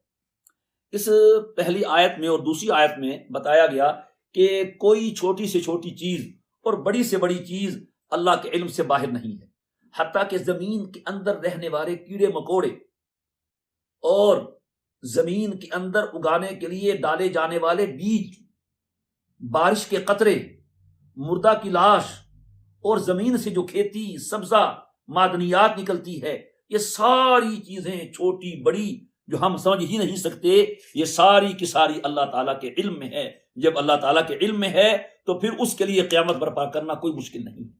اگلی آیت میں، آیت نمبر 3 میں وہی تمسخر تھا مشرکین کا، قیامت کب آئے گی، کب سے سن رہے ہیں، آنا ہوتا آ جاتی، ابھی تک نہیں آئی۔ ان کو جواب دیا جا رہا ہے لَتَأْتِيَنَّكُمْ، آئے گی، وہ ضرور آئے گی، اور جب آئے گی تو پھر بتائے گی کہ قیامت کیا ہوتی ہے۔ اور آگے بتایا گیا کہ جب اللہ تعالیٰ سے زمین و آسمان کا ایک ایک ذرہ اللہ تعالیٰ کی نظروں کے سامنے ہے، وہ چھوٹی بڑی ہر چیز اس نے کتاب میں لکھ رکھی ہے، اس کی قدرت سے، اس کی دسترس سے، اس کے علم سے باہر نہیں ہے، تو ان کو جمع کرنے کا نام ہی تو قیامت ہے، تو لہٰذا وہ قیامت لانے پہ قادر ہے کیونکہ اس کا علم بہت وسیع ہے۔ آیت نمبر 7 میں مشرکین نبی کریم علیہ الصلوۃ والسلام کے متعلق گستاخانہ جملے کہا کرتے تھے، تو اس کو جمع کر کے، اس کو نقل کر کے اگلی آیت میں جواب دیا ہے۔ کہتے کیا تھے؟ وقال الذین کفروا، کہ کافر کہتے کیا ہم تمہیں اس شخص کا پتہ نہ بتائیں جو یہ کہتا ہے اذا مزقتم کل ممزق، جب تم ہر طرح سے ریزے ہو جاؤ، ریزہ ہو جاؤ گے، انکم لفی خلق جدید، تم پھر نئے سرے سے پیدا ہو گئے۔ افطرا علی اللہ کذبا ام بہ جنہ، پھر خود کہتے کیا یہ اللہ پہ جھوٹ بولتا ہے یا معاذ اللہ یہ مجنون ہے؟ تو اللہ تعالیٰ نے پھر ان کا جواب دیا اور ان کا عذاب سنایا کہ یہ لوگ گمراہی میں ہیں، ہم چاہیں ان کو زمین میں دھنسا دیں، چاہیں ان پہ پہاڑ اور آسمان سے ٹکڑا گرا دیں، اور یہ ایسی باتیں کرتے ہیں۔ پھر دوسرے رکوع میں آیت نمبر 10 میں حضرت سلیمان علیہ السلام کا ذکر فرمایا، وَأَلَنَّا لَهُ الْحَدِيدَ، کہ ہم نے ان کے لیے لوہے کو پگھلا دیا تھا۔ سلیمان علیہ السلام کے لیے پگھلے ہوئے تانبے کا چشمہ یمن کے علاقے میں جاری کیا گیا تھا، اور جنات کو ان کی خدمت بجا لانے اور ان کے کام و کاج کرنے کا پابند کیا گیا تھا۔ اگر جنات حضرت سلیمان کی بات نہ مانتے تو ان کے لیے بھڑکتی ہوئی عذاب کا سزا متعین تھا۔ آگے اسی کا ذکر ہے، وَمَن يَزِغْ مِنْهُمْ عَنْ أَمْرِنَا نُذِقْهُ مِنْ عَذَابِ السَّعِيرِ، یہ حضرت سلیمان علیہ السلام کا ذکر ہے۔ پھر آگے آیت نمبر 13 میں بتایا ہے کہ وہ جنات بڑے بڑے محلات، مسجدیں، مضبوط قلعے، مجسمے جو ان کے ہاں جائز تھے، اور بڑے بڑے برتن، دیگیں اور پیالے وہ بناتے تھے، پھر اس میں بہت بڑے لشکروں کا کھانا تیار ہوتا تھا اور انہی برتنوں میں کھانا کھلایا جاتا تھا۔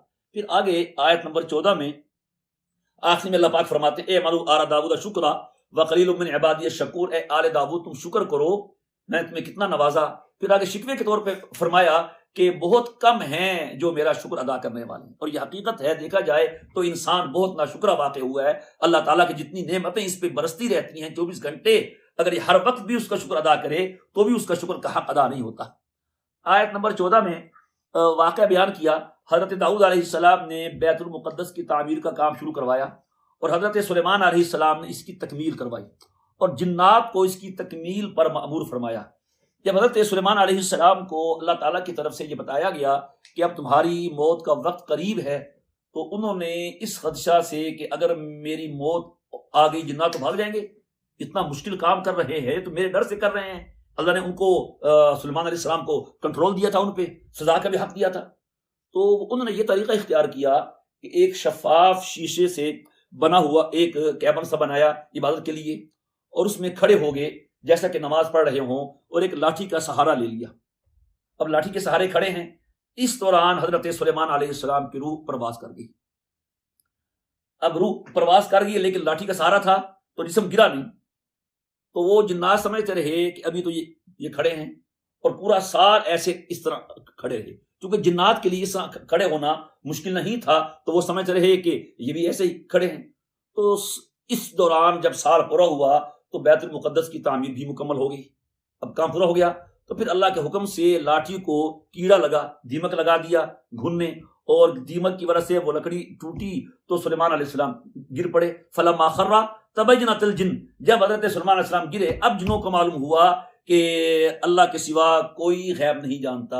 وہ تو یہ سمجھ کے کام کر رہے تھے کہ سلیمان علیہ السلام زندہ ہیں، اگر ان کو پہلے سے معلوم ہوتا کہ وہ تو دنیا سے جا چکے ہیں تو اتنا سخت اور مشکل کام نہ کرتے، کام چھوڑ کے بھاگ جاتے۔ اس سے یہ بتانا ہے اللہ تعالیٰ کو کہ کسی نبی کو بھی غیب کا علم نہیں ہوتا اور کسی جن کو بھی غیب کا علم نہیں ہوتا، غیب کا علم صرف اور صرف اللہ تعالیٰ کے پاس ہے۔ پھر آگے آیت نمبر 15 میں اور 16-17 میں یہ سبا کی قوم کا ذکر کیا گیا ہے۔ قوم سبا یمن کے دار حکومت صنعاء سے 3 منزل کے فاصلے پر 2 پہاڑوں کے درمیان انتہائی خوبصورت وادی کا نام ہے، معارب شہر تھا اس کے نام کا، اور ملکہ بلقیس کی بھی یہی قوم تھی۔ یہ علاقہ سیلابوں کی زد میں رہتا تھا۔ ان لوگوں نے 2 پہاڑوں کے درمیان ایک مضبوط بند تعمیر کیا، جس کے نتیجے میں سیلابوں سے تحفظ ہوا، اور پانی کا بہت بڑا ذخیرہ یہاں ہمیشہ موجود رہنے لگا۔ اس سے ان لوگوں نے نہریں جاری کی، اور اس سے پہاڑوں کے دونوں طرف سرسبزہ اور باغات اور سب کچھ موجود تھا، ہر وقت زرخیز رہتی۔ یہ نہایت خوشحال قوم تھی، اور اللہ تعالیٰ نے یہاں یک بعد دیگرے 13 نبی بھیجے، 13 نبی۔ ان کے بعد ان کے جانشین بھی آئے اور قوم کی بربادی تک سمجھاتے رہے، لیکن وہ 13 نبی ان کے جانشین سمجھا کے تھک گئے، لیکن اس قوم نے مان کے نہیں دیا۔ بالآخر اس کا وہی انجام ہوا جو خوشحال قوموں کا ہوتا ہے۔ انہوں نے ایمان کی بجائے کفر کو، شرک کو، معصیت کو، اللہ اور اس کے جو انبیاء تھے ان کی نافرمانی کو اپنایا، اور کھلم کھلا ان کی مخالفت کی اور معصیت کی۔ اس کے نتیجے میں اللہ تعالیٰ نے اس پر سیلاب بھیجا جس سے ان کے بند ٹوٹ گئے اور پوری بستی تباہ اور برباد ہوگی. اس کا ذکر اللہ پاک نے اس آیت میں کیا ہے. پھر آگے آیت نمبر 18 میں ہے کہ ہم نے اس میں بستی میں برکت دی تھی. برکت والی بستیوں سے مراد شام اور فلسطین کے علاقے ہیں جن کا ذکر پہلے بھی آ چکا ہے. پھر آگے آیت نمبر 19 میں ان کی ایک اور بیان کیا ہے ناشکری کو کہ اللہ پاک نے قوم سبا کی بستی میں سے لے کے شام تک سارے رستے میں وقفے سے بستیاں تھیں، دیہات تھے اور ہر منزل پہ کھانا موجود تھا، لوگ تھے، آرام کا موقع تھا اور بستیوں کے قریب ہونے کی وجہ سے رستہ بھی پرامن تھا اور خوشگواری کے ساتھ سفر طے ہوتا تھا. ان لوگوں نے اس نعمت کی بھی قدر نہیں کی اور کہنے لگے یہ کیا سفر ہوا، نہ پیاس لگتی ہے، نہ بھوک لگتی ہے، نہ کوئی مشقت ہوتی ہے، نہ کوئی پریشانی ہوتی ہے. تو گئے کہ یہ بھی اللہ تعالیٰ کے عذاب کو دعوت دینے والی بات ہوئی.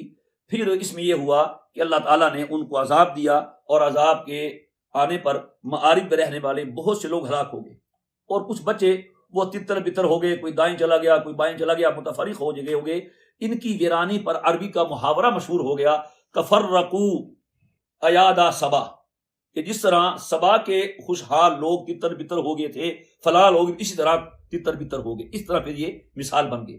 آگے اللہ تعالیٰ نے آیت نمبر 20 میں شیطان کی بات کا ذکر کیا ہے کہ شیطان نے کہا تھا کہ اے اللہ میں تھوڑے سے لوگوں کو چھوڑ کر باقی تمام لوگوں کو گمراہ کروں گا. اللہ پاک فرما رہے ہیں کہ ابلیس نے لعنت کا مستحق قرار دیے جانے کے بعد جو کہا تھا کہ میں لوگوں کو بہکاؤں گا، تو ان لوگوں نے شیطان کی بات درست کرا دی اور ان پر شیطان کی بات درست ہوگی. الا فریقا من المؤمنین، ہاں مگر جو ایمان والے لوگ ہیں ان پر درست نہیں ہوئی. آیت نمبر 21 میں یہ فرمایا گیا ہے، پہلے بھی آیا ہے کہ شیطان کا انسان پر کوئی جبر نہیں ہے، کوئی کنٹرول نہیں ہے، صرف ایک وسوسہ ہے. وہ وسوسہ ڈالتا ہے اور وہ وسوسہ ہی انسان کے گمراہ ہونے کا ذریعہ بنتا ہے. اگر انسان اس وسوسے پہ قابو پا لے اور ہمت کر لے تو شیطان کی ساری محنت رائے گا چلی جاتی ہے اور شیطان کا وسوسہ کارگر نہیں ہوتا. اور یہی بات شیطان کل قیامت کے دن کہے گا کہ میرا تم پہ کوئی زور نہیں تھا، میرا ایک دعوت تھی، اللہ کی دعوت بھی تھی، تم نے اللہ کی بات نہیں مانی، میری بات مان لی، اب میرا کوئی اس میں قصور نہیں ہے. آگے آیت نمبر 22 میں فرمایا جا رہا ہے کہ جب تخلیق اللہ پاک نے کی ہے، تخلیق کائنات میں کوئی اللہ کا شریک کار نہیں ہے، پھر تخلیق کے بعد اس کا شریک کار اور کیسے ہو گیا؟ لہٰذا اللہ تعالیٰ کی اس کی خدائی میں، اس کی معبودیت میں، اس کی الوہیت میں چھوٹا بڑا کوئی بھی شریک نہیں ہے. پھر یہ لوگ فرشتوں کو پیش کرتے تھے کہ فرشتے جو اللہ تعالیٰ کے مقرب ہیں، قریب رہتے ہیں، لیکن ان کا حال یہ ہے کہ وہ بھی ڈرتے ہیں اللہ تعالیٰ سے اور اللہ تعالیٰ کی اجازت کے بغیر کسی کی شفاعت نہیں کر سکیں گے.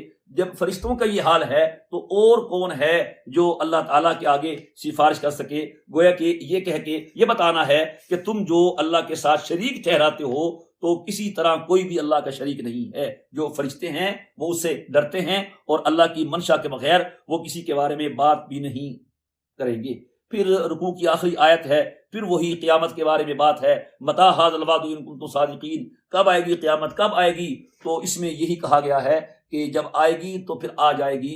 تم یہ سوال نہ کرو، جب آئے گی تو مہلت نہیں ملے گی. تمہارے کرنے کا کام یہ ہے کہ تم اس کی تیاری کرو اور اللہ کو راضی کرنے کی کوشش کرو. آیت نمبر 31 میں کافروں کا حال بیان کیا گیا کہ جس طرح کہ ناکامی کا وقت ہر فریق دوسرے کو اپنی ناکامی کا ذمہ دار قرار دیتا ہے، قیامت کے دن بھی ایسے ہی ہوگا. کچھ لوگ ہوں گے جو گمراہ کرنے والے تھے دنیا میں اور کچھ ہوں گے جو ان کے بہکاوے میں آ کے گمراہ ہونے والے تھے. دونوں قسم کے لوگ ایک دوسرے پر الزام لگائیں گے اور یہ لڑائی وہاں ہوگی اور اعلیٰ اور ادنا کا جھگڑا رہے گا اور اس وقت ان کا یہ لڑنا ان کے کسی کام نہیں آئے گا. یہی قرآن کریم کی آیتوں میں بیان کیا گیا ہے کہ وہ کہیں گے کہ ہم نے تمہیں ہدایت سے روکا ہے جبکہ تمہارے پاس ہدایت آ چکی تھی، تم خود مجرم تھے، تم دیکھتے تم نے ہماری بات کیوں نہیں مانی. اور وہ کہیں گے کہ تم نے ہمیں غلط رستے پہ لگایا. تو یہ مکالمہ ہوگا اور کسی کو کوئی فائدہ نہیں ہوگا سوائے حسرت کے اور حسرت کے اور افسوس کے. یہاں دنیا میں ان کے حسرت کو یہاں بیان کیا جا رہا ہے کہ شاید آج سمجھ جائیں اور کل کے اس مکالمے سے یہ بچ جائیں. پھر آیت نمبر 33 میں یہ بھی فرمایا گیا کہ وہ زبان سے بھی دوسرے کو مجرم قرار دیں گے لیکن دل میں اپنے آپ کو ہی مجرم سمجھیں گے۔ وَأَسَرُّوا النَّدَامَةَ لَمَّا رَأَوُا الْعَذَابَ، جب عذاب دیکھیں گے تو جو دل کے اندر ندامت ہوگی، یہ غلطی تو ہماری اپنی ہی ہے، ہم ان کو قصوروار ٹھہرا رہے ہیں، لیکن وہ شرم کے باعث اپنی اس ندامت کا اظہار نہیں کریں گے۔ یہ ہو سکتا ہے مختلف مواقع پر مختلف حالات ہوں۔ پھر آیت نمبر 34 میں نبی کریم صلی اللہ علیہ وسلم کو تسلی دی جا رہی ہے کہ ہم نے جس بستی میں بھی نبی بھیجا ہے تو وہاں کے مترفین نے، وہاں کے خوشحال طبقے نے ہمارے نبیوں کا انکار ہی کیا ہے۔ اگر یہ آپ کا انکار کر رہے ہیں تو آپ اس سے پریشان نہ ہوں، یہ ہوتا رہا ہے۔ آیت نمبر 36 میں کفار مکہ یہ کہتے تھے کہ آپ ہمیں جس دعوت کی طرف بلا رہے ہیں، ہم جو آپ کی بات نہیں مان رہے، پھر چاہیے تھا کہ ہم پہ کوئی عذاب آ جاتا۔ حالانکہ عذاب کی بجائے اللہ تعالیٰ نے ہمیں اپنی نعمتوں سے نوازا ہوا ہے، مالی فراوانی بھی ہے، اولاد کی کثرت بھی ہے، سب کچھ تو مل رہا ہے ہمیں، پھر ہم آپ کو جو نہیں مان رہے، پھر ہمیں تو کچھ نہ ملتا۔ اس کا جواب یہ ہے کہ یہ دنیا ہے۔ دنیا میں اللہ تعالیٰ کسی دشمن سے کھانا پینا نہیں روکتا، اپنی نعمتیں نہیں روکتا۔ اگر دنیا میں جزا سزا شروع کر دے تو پھر ایمان بالغیب ختم ہو جائے۔ یہ تو امتحان ہے، امتحان میں ایسا ہوتا ہی رہتا ہے۔ اور اولاد کا اور دنیا کا دینا اللہ کی رضامندی کی دلیل نہیں ہوتی، اور اس چیز کا نہ دینا اس کی ناراضگی کی دلیل نہیں ہوتی۔ دلیل تو عمل صالح اور ایمان ہے۔ پھر آیت نمبر 37 میں فرمایا گیا کہ اللہ تبارک و تعالیٰ جو نیک لوگوں کو ان کے اعمال کا بدلہ دیں گے، جزاء الضعف بما عملوا، جو انہوں نے عمل کیا ہوگا اس سے دگنا کئی گنا بڑھا چڑھا کے دیں گے۔ جیسا کہ حدیث میں آیت میں بھی آیا، کم از کم 10 گنا تو اس کو اجر ملے گا، اور زیادہ کی کوئی حد نہیں ہے، کوئی حد نہیں ہے۔ ایک کھجور اللہ کے رستے میں دینے والے کو اللہ تعالیٰ احد پہاڑ کے برابر ثواب دیں گے۔ پھر آگے آیت نمبر 39 میں آیت نمبر 38 میں والذین یسعون فی آیاتنا معاجزین اولئک فی العذاب محضرون، کہ جو ہماری آیات میں کوشش کرتے ہیں، سبقت لے جانے کی کوشش کرتے ہیں، یعنی وہ اس کو رد کرتے ہیں، مذاق اڑاتے ہیں، دور رہنے کی تلقین کرتے ہیں، وہ ہم سے سبقت نہیں لے جائیں گے، عذاب میں حاضر ہوں گے اور عذاب سے بچ نہیں سکیں گے۔ اور آیت نمبر 39 میں فرمایا جو تم خرچ کرو گے وہ تمہیں موجود ملے گا۔ اللہ تعالیٰ کے راستے میں جتنا بھی مال خرچ ہوتا ہے وہ بڑھتا ہی ہے، وہ کم نہیں ہوتا، اور اس میں برکت حاصل ہوتی ہے۔ پھر آیت نمبر 40 میں فرمایا گیا کہ مشرکین جو اللہ تعالیٰ کی اولاد مانتے تھے اور فرشتوں کو اللہ کی بیٹیاں کہتے تھے، اللہ تعالیٰ قیامت کے دن ان سے پوچھے گا کہ کیا تم نے ان کو کہا تھا کہ تم ہماری عبادت کرو؟ تو فرشتے کہیں گے نہیں اے اللہ، ہم نے ان کو نہیں کہا تھا۔ آگے اس کا جواب آ رہا ہے، تو اب ان کی کوئی حجت، کوئی دلیل ان کے پاس نہیں ہوگی۔ آیت نمبر 44 میں فرمایا گیا کہ ہم نے ان کے پاس نہ تو کوئی آسمانی کتاب بھیجی تھی اور نہ ان کے پاس کوئی پیغمبر آیا تھا، یہ ان پڑھ لوگ تھے، جاہل لوگ تھے۔ جب ہم نے ان کے پاس ایک نبی بھیج دیا ہے تو ان کو چاہیے تھا اپنے ضد چھوڑ دیں، جہالت چھوڑ دیں، اور نبی پر الزام لگانے کی بجائے اس نعمت کی قدر کریں اور ہمارے اس نبی پہ ایمان لے آئیں، لیکن انہوں نے ہماری اس نعمت کی کوئی قدر نہیں کی ہے۔ آیت نمبر 45 میں اللہ تعالیٰ پھر مشرکین مکہ سے کہہ رہے ہیں کہ جس قدر مال اور دولت اور قوت اور صحت اور لمبی لمبی عمریں ہم نے پچھلی قوموں کو دی ہیں، یہ مشرکین مکہ اس کے 10ویں حصے کو بھی نہیں پہنچتے۔ ما بلغوا معشار ما آتیناہم، تو ان طاقتور لوگوں نے ہمارے انبیاء کو جھٹلایا، تو جب ہمارا عذاب آیا وہ ہمارا مقابلہ نہ کر سکے اور آنن فانن سب تباہ ہو گئے۔ تو یہ مکے والے کس چیز پہ اتراتے ہیں؟ ان کو کون سا گھمنڈ ہے جب ان سے 10 گنا طاقتور لوگ ہمارے عذاب سے اور ایک ہی چیخ سے تباہ ہو گئے؟ یہ ہوش کریں، ہمارا عذاب آ نہیں رہا، اگر ہم عذاب بھیج دیں تو یہ بھی دیکھتے ہی دیکھتے فنا ہو جائیں۔ پھر آیت نمبر 40 میں قل انما اعظکم بواحدہ، کہ یہ ایک محاورے کے طور پہ کہا ہے کہ تم لوگ کھڑے ہو جاؤ ایک ایک کر کے، دو دو کر کے، اور تم پوری سنجیدگی کے ساتھ غور کرو۔ کھڑا ہونا مقصد نہیں ہے، بلکہ محاورے کے طور پر ہے، تم پوری قوت صرف کرو، تم حق کو حاصل کرنے میں پوری طاقت صرف کرو، غور کرو، دلائل کو دیکھو۔ جو آدمی طلب صادق رکھتا ہے اور اپنی قوت خرچ کرتا ہے، اللہ تعالیٰ اس کو وہ چیز دے دیتے ہیں۔ اگر تم طالب حق بنو اور اپنی قوت صرف کرو تو اللہ تعالیٰ تمہیں بھی یہ عطا کر دیں گے۔ اور اگلی آیت 47 کا جو مفہوم ہے وہ بھی محاورے کے طور پر ہے کہ آپ کہہ دیجئے جو میں تم سے اپنا معاوضہ مانگتا ہوں وہ تمہارے لیے ہے. یعنی مقصد یہ تھا کہ میں کوئی معاوضہ مانگتا ہی نہیں ہوں. میں نے آج تک تم سے اپنی دعوت کا، اپنی محنت کا کوئی معاوضہ نہیں مانگا، نہ آئندہ مانگوں گا. تو لہٰذا تم پھر خود غور کرو، میں جو اتنی مشقت برداشت کر رہا ہوں، اتنی تکلیف برداشت کر رہا ہوں، تو تمہارے فائدے کے لیے کر رہا ہوں. اس میں میرا کوئی فائدہ نہیں، کوئی میری غرض نہیں ہے. پھر اللہ تعالیٰ نے یہ بھی ان کو کہا کہ تم غور کرو کہ اللہ تعالیٰ اس آواز کو بلند کر رہے ہیں اور کفر کو اور شرک کو اللہ تعالیٰ آہستہ آہستہ ختم کیے جا رہے ہیں. یہ بھی دلیل ہے کہ یہ رستہ حق ہے اور جو شرک کا رستہ ہے وہ باطل کا ہے اور جھوٹا رستہ ہے. پھر سورت کے آخر میں، سورہ سبا کی آخری آیتوں میں یہ کہا جا رہا ہے کہ یہ لوگ آج ہماری پیغمبروں کی بات نہیں مان رہے، ایمان نہیں لا رہے، یقین نہیں کر رہے، لیکن ایک دن آئے گا خود کہیں گے قالوا آمنا بھی، اب ہم ایمان لے آئے. انہیں کہا گیا اب کہاں ایمان لانا، اب اس کا ہاتھ آنا ممکن نہیں ہے. لہٰذا جب ایمان لانے کا وقت تھا تب ایمان لائے نہیں اور بلا سوچے سمجھے انکار کرتے رہے. اب تم جتنا بھی ایمان لاؤ ہم تمہارے ایمان کو قبول نہیں کریں گے. سورہ فاطر مکی ہے، اس کی 45 آیتیں ہیں اور 5 رکوع ہیں. سورت کی پہلی آیت میں فاطر السماوات والارض جاعل الملائکۃ رسلا مذکور ہے. تو فاطر کا لفظ آیا، فاطر کا معنی پیدا کرنے والا، اللہ تعالیٰ کی صفت ہے، تو اسی سے اس کا نام ہے سورہ فاطر. اور اسی آیت میں ملائکہ بھی ہے. تو بعض حضرات کے ہاں اس کا نام سورہ ملائکہ ہے، لیکن ملائکہ اس کا نام مشہور نہیں ہے، سورہ فاتحہ نام مشہور ہے. سورہ فاتحہ بھی مکی صورت ہے اور مکی صورتوں کی طرح اس کے بنیادی مضامین بھی وہی ہیں، توحید ہے، رسالت ہے، آخرت ہے، قیامت ہے، معاد ہے. اس صورت کا انداز انتہائی ناصحانہ ہے، بلیغانہ ہے، داعیانہ ہے، مبلغانہ ہے. تبلیغ کے ساتھ ساتھ انتہائی مؤثر انداز سے انذار بھی کیا گیا، استفہام بھی کیا گیا کہ تم خود دیکھو، جب کڑوا اور میٹھا ذائقے میں برابر نہیں ہے، اندھا اور بینا برابر نہیں ہے، روشنی اور اندھیرا برابر نہیں ہے، دھوپ اور سایہ برابر نہیں ہے، زندہ اور مردہ برابر نہیں ہے، تو مومن اور کافر کیسے برابر ہو گئے، فرمان بردار اور نافرمان کیسے ایک جیسے ہو گئے. اس طرح کی عام فہم مثالوں سے اللہ تعالیٰ نے لوگوں کو حق سمجھانے کی پوری کوشش کی ہے. اور یہ کہتے تھے کہ ہم دوبارہ زندہ کیسے ہوں گے، تو وہ جواب دی تم نہیں تھے، کچھ نہیں تھے، ہم نے زندہ کیا ہے.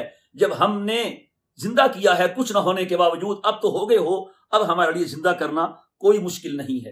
اور پھر یہ پچھلی امتوں کے حالات بیان کیے ہیں اور لوگوں کو سمجھانے کی پوری کوشش کی ہے کہ ہمارا جزا سزا کا اٹل قانون ہے، اس سے تم نہیں بچ سکتے. اگر تم باز نہ آئے تو پھر ہم دنیا میں چاہیں یہاں عذاب دیں گے، اور آخرت کا عذاب تو ہر منکر کے لیے لازمی اور پکا ہے.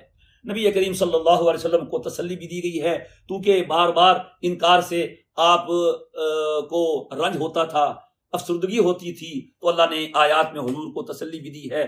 اور آیت میں جو استدلال ہے، بیان توحید ہے، جنت کی نعمتیں ہیں، جہنم کا عذاب ہے، یہ سارے کا سارا اپنے انداز افہام کو، تفہیم کو سمجھانے کے لیے قریب کر رہا ہے. اگر کسی کے دل میں ذرا بھی طلب ہو اور طلب ہو اور تڑپ ہو اور سمجھنے کی کوشش کرے تو اس کے لیے سمجھنا میں کوئی رکاوٹ نہ ہو. الحمدللہ فاطر السماوات والارض جاعل الملائکۃ رسلا، تمام تعریفیں اللہ کے لیے ہیں جو آسمانوں اور زمینوں کو پیدا کرنے والا، فرشتوں کو 2 2 3 3 اور 4 4 پر والے ہیں، پیغام رساں بنانے والا ہے. فرشتے اللہ تعالیٰ اور انبیاء کرام کے درمیان پیغام رسانی کا کام کرتے رہے ہیں. اسی طرح اللہ تعالیٰ کے تکوینی احکامات اور پیغامات جس مخلوق کے متعلق ہوتے ہیں اور جہاں ان احکامات کو نافذ کرنا ہوتا ہے وہاں پہنچانے کا کام بھی کرتے ہیں. تو یہ ہے فرشتے، وہ تو ہمارے ملازم ہیں، ہمارے نوکر ہیں. اور مشرکین تم نے ان کو معبود بنا لیا ہے. کبھی معبود بھی کسی کا محکوم ہوتا ہے. فرشتوں کے پروں کا ذکر ہے، 2 2 3 3 4 4 پروں کی حقیقت تعداد اللہ ہی جانتا ہے. ایک حدیث میں ہے کہ جبریل امین کے 600 پر ہیں. اللہ اکبر. فرشتوں کی تعداد میں اضافہ بھی ہوتا رہتا ہے. یزید فی الخلق ما یشاء، اللہ تعالیٰ کی مخلوق ہے، اس پہ ایمان لانا ضروری ہے کہ فرشتے اللہ کی مخلوق ہے اور جو اللہ ان کو حکم دیتے ہیں اس کی پابندی کرتے ہیں. آگے فرمایا ان اللہ علی کل شیء قدیر، کہ اللہ فرشتوں کا بھی محتاج نہیں ہے، اس کا ایک نظام ہے، اس کے تحت فرشتے اس کے نظام کا حصہ ہیں، اس کے عامل ہیں. اللہ ہر چیز پہ قادر ہے. وہ چاہے تو بغیر عوامل و اسباب کے، بغیر فرشتوں کے بھی وہ کائنات کا نظام چلا سکتا ہے. پھر اگلی آیت نمبر 3 میں ان کو دعوت دی جا رہی ہے توحید کی کہ جب تم یہ مانتے ہو کہ اللہ کے علاوہ کوئی خالق نہیں ہے، کوئی رازق نہیں ہے، تمہیں آسمانوں سے رزق اللہ دیتا ہے اور تمہیں پیدا اللہ نے کیا ہے، تو پھر تم کیا وجہ ہے کہ الوہیت میں اور معبودیت میں شرکاء بنا لیتے ہو جبکہ تخلیق میں اور رزق دینے میں کوئی شریک نہیں ہے. آیت نمبر 4 میں تسلی دی ہے نبی کریم علیہ الصلوۃ والسلام کو، اگر آپ کو جھٹلا رہے ہیں تو آپ افسردہ نہ ہوں. کذبت رسل من قبلک، آپ سے پہلے بھی رسولوں کو جھٹلایا گیا ہے اور یہ سارا معاملہ ہمارے سامنے پیش ہوگا، آپ اس بارے میں رنجیدہ خاطر نہ ہوں. آیت نمبر 9 میں اللہ تعالیٰ نے بارش اتارنے اور اس سے زمین کے تر و تازہ ہونے، لہلہاتی شاخوں کے وجود میں آنے سے استدلال کیا ہے احیاء موتا پر. اور کئی مرتبہ مضمون آیا ہے مکی صورتوں میں کہ جس طرح اللہ تعالیٰ بارش کے ذریعے ایک خشک اور مردہ زمین کو زندہ کرتا ہے، وہ اسی طرح مردوں کو زندہ کرنے پر بھی قادر ہے. بعض روایات میں آتا ہے کہ نفخہ ثانیہ جب ہوگا تو عرش کے نیچے سے ایک بارش ہوگی اور اس بارش کا پانی پڑتے ہی تمام مردے زندہ ہو جائیں گے. جس طرح زمین میں بارش ہوتی ہے، اس سے نباتات اگ جاتی ہیں، تو اس بارش سے مردے زندہ ہو جائیں گے. واللہ تعالی عالم. اگلی آیت نمبر 10 میں ہے الیہ یصعد الکلم الطیب والعمل الصالح یرفع، کہ اللہ تعالیٰ کی طرف پاکیزہ کلمات اور نیک اعمال اللہ کی طرف چڑھتے ہیں. پاکیزہ کلمات سے مراد کلمہ طیبہ ہے، ذکر اللہ ہے، دعا ہے، تلاوت ہے، علم کی بات ہے، نصیحت کی بات ہے، بھلائی اور خیر خواہی کی بات ہے، امر بالمعروف اور نہی عن المنکر کی بات ہے، جو اللہ کی طرف چڑھتی ہے اور شرف قبولیت حاصل کرتی ہے. اوپر چڑھنے سے حسن چڑھنا بھی مراد ہو سکتا ہے، یا یہ قبول ہونے سے بھی کنایہ ہو سکتا ہے. اور بعض احادیث سے یہ بات ثابت ہے کہ دن کے اعمال رات سے پہلے اور رات کے اعمال دن سے پہلے اوپر چڑھتے ہیں. اور والذین، جو لوگ ہمارے ساتھ مکر کرتے ہیں ان کے لیے سخت عذاب ہے اور ان کا مکر انہی کو ہلاکت میں ڈالے گا. یعنی کفار مکہ نے نبی کریم علیہ الصلوۃ والسلام کے ساتھ مکر کیا، تدبیریں کی، لیکن اس کے باوجود اللہ نے بحفاظت حضور کو مکہ مکرمہ سے مدینہ منورہ پہنچا دیا، نہیں روک سکے. پھر بدر میں لڑائی ہوئی، 70 ان کے مارے گئے. احد میں لڑائی ہوئی، پھر اس کے بعد ہوئی، بالآخر حضور کے ہاتھوں مکہ فتح ہوا، اور مکہ فتح ہونے سے پورے جزیرہ عرب میں اسلام پھیل گیا اور کفر مغلوب ہو گیا. لہٰذا ان کا مکر ہار گیا اور اللہ کی تقدیر غالب آ گئی.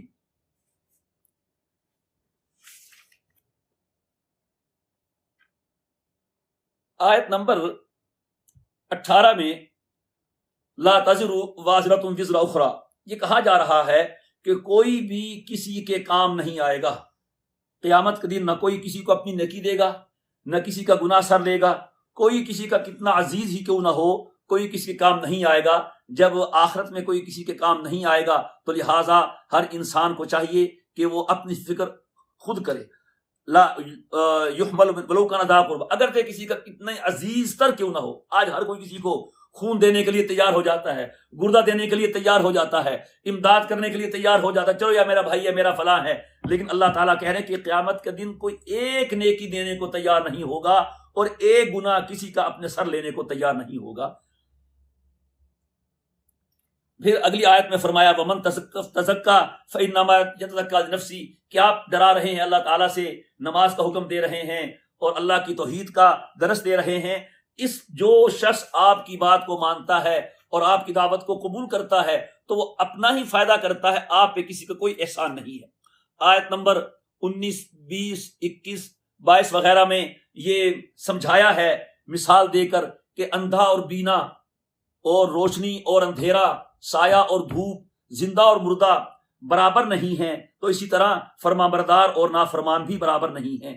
پھر آیت نمبر 24 میں فرمایا گیا ان من امت الا خلا فیہا نذیر، کہ ہر علاقے میں، ہر خطے میں اللہ نے ڈرانے والا، خبردار کرنے والا، پیغام پہنچانے والا بھیجا ہے۔ یہ بات پہلے بھی آ چکی ہے کہ ضروری نہیں کہ ہر بستی میں نبی آیا ہو، یا تو خود نبی آئے ہیں، یا اگر کوئی چھوٹی بستی ہے تو وہاں نبی کے رسول کے نمائندے گئے ہیں تو وہ بھی نذیر کے معنی میں لیے جاتے ہیں۔ آیت نمبر 27 میں اللہ تبارک و تعالی نے اپنی قدرت کے رنگ دکھائے ہیں۔ اللہ کی رنگ رنگ مخلوق دیکھو اور اس سے توحید باری تعالیٰ پہ کو سمجھو۔ اس ذات نے نباتات بنائے، جمادات بنائے، حیوانات بنائے، انسان بنائے، انسانوں کی مختلف قسمیں بنائیں، رنگ مختلف ہے، قومیں مختلف ہیں، زبانیں مختلف ہیں۔ کوئی ہے اللہ کے سوا جو ایسی مخلوق پیدا کر سکے؟ تم سب مل کے ایک مکھی پیدا نہیں کر سکتے۔ کوئی مکھی تم سے کوئی چیز چھین کے لے جائے تم وہ نہیں چھڑا سکتے، تو ایسی مخلوق کہاں پیدا کر سکو گے؟ جب نہیں کر سکتے تو مان لو جس نے یہ مخلوق پیدا کی ہے وہ اللہ ہے اور وہ ایک ہے۔ آیت نمبر 28 میں اللہ تعالیٰ فرما رہے ہیں انما یخشی اللہ من عبادہ العلماء، یعنی وہ شخص اللہ سے اتنا ہی ڈرے گا جس کے دل میں اللہ کی خشیت اور اس کی معرفت زیادہ ہوگی۔ اس سے معلوم ہوا کہ اصل میں علم والا وہی ہے جس کے دل میں اللہ تعالیٰ کی خشیت ہے۔